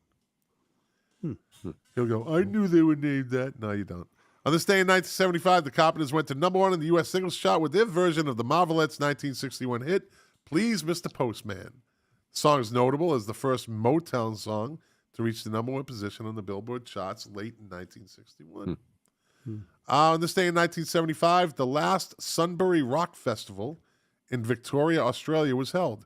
The promoters who had made heavy losses, who had made heavy losses, only paid Deep Purple. AC/DC was scheduled to play after Deep Purple, but a fight started on stage between road crews after Purple's set when they began packing up lights in the PA and denied AC/DC use of them, who then left the festival site without playing at all. Wow. On this day in 1974, Fuck you, mate. Yeah. Fuck you, mate. Fuck you. On this day in 1974, Led Zeppelin appeared at the Market Square Arena. Let me see. The set list included Rock and Roll, Over the Hills and Far Away. The song remains the same. The Rain song, Kashmir, Wonton song, No Quarter, Trampled Underfoot, Moby Dick, How Many More Times, Stairway to Heaven, Whole Lot of Love, and Black Dog. Oh, my God. Those were epic concerts. They were like Fucking 3 A. hours. Yeah. Tickets cost $8.50. Wow. How dare they charge that much? On this day in 1973, David Bowie finished a week of rehearsals at the Royal Ballroom, Tottenham, London, for the forthcoming UK leg of his Ziggy Stardust tour. Bowie had already played dates in North America and Japan. The tour saw the singer playing a total of 182 dates. Let's see.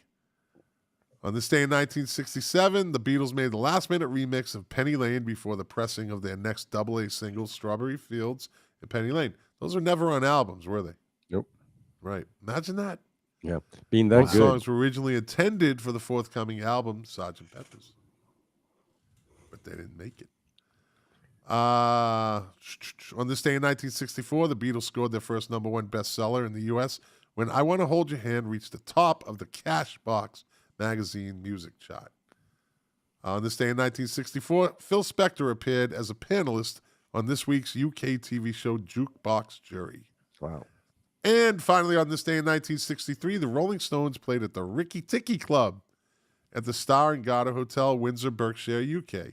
This is the first time the Rolling Stones, including Charlie Watts and Bill Wyman, played at this venue. All of the walls in the club were painted black, and the lighting was made out of old ice cream tins. Wow. Born on this day in 1981. Nobody wore deodorant. No. Born on this day in 1981, Alicia Keys.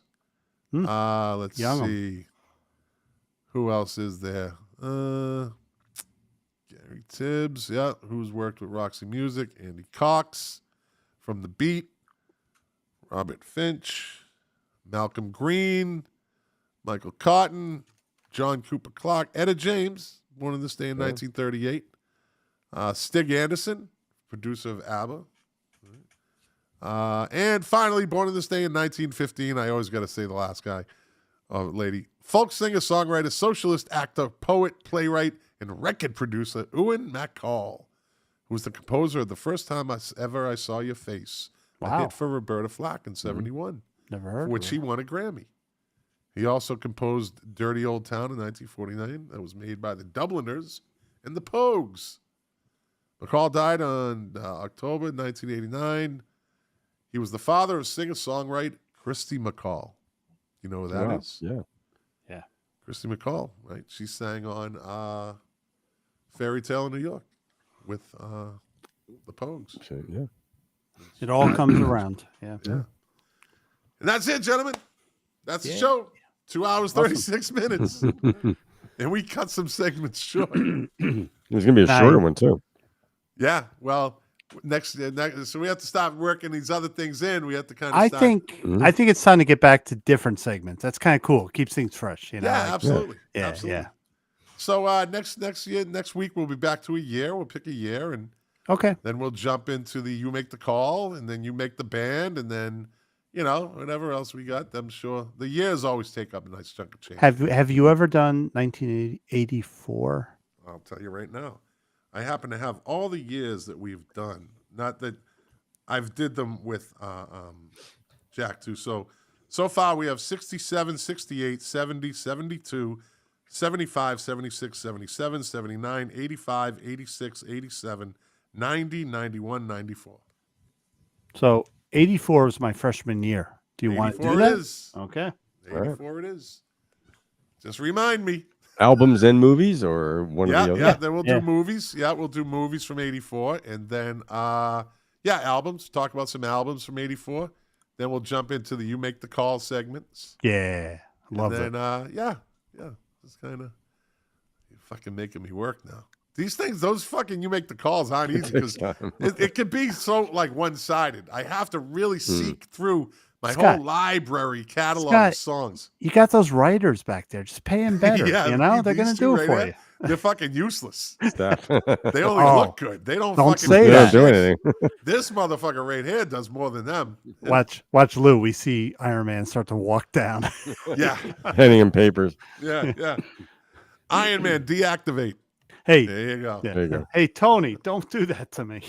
Well, gentlemen, that's another show in the books. As usual, I want to thank you for your time, for your knowledge, and most of all, for your friendships. It's truly, truly appreciated, and I think you know it, but I'll always say it, no matter what. And I want to thank you, Perry Dedovich. Thank you, Perry, the AI. I know I'm fucking thanking a robot, but Yeah, and I see Perry got he's half a robot. He's like Nebula. I saw the microphone is a little lower now this week. It's not up here. It's not like this. It was Perry down here this Perry week. got me. He said, Mark, Tommy Lee is a shit drummer. He just can't take One trick pony, and you know it. He is a one-trick pony, but he's steady. That's okay. He's steady. Yeah. He's a drummer. We have to work on our New Orleans show, Music Relish show. We're doing compiling some stuff about the music of New Orleans. Trying to coordinate with Mardi Gras, but it's coming up. Yeah, so that'll be on Spotify only. YouTube will fuck us over it. Yeah. And by the way, Perry, I heard that you were bad-mouthing Neil Peart again. Neil Peart. I heard you. So just for that, Perry. Hold on. Ooh. Yeah. Penalty box. Ooh, how do you put a bot in a penalty box? He has no choice. Ooh, I thought you were gonna remove all his messages or No, something. I can't. You drop it from the feed. All right, listen, I'm going to wrap this up. I got to upload this, download this, and then send it out to the podcast world. Everybody, I want to thank you for listening. If you like it, share it. If you didn't, well, thanks for listening for 2 hours and 39 minutes. You stupid. I always say you guys are the engine that runs this machine. Without you, it'd be me talking to these guys. And that's always fun anyways. And as usual, I want to say, to quote my favorite artist, Morrissey, doing this show for you, the pleasure, the privilege is mine, and we will see you next Thursday night. Same time. Live stream. All right, everybody. Good.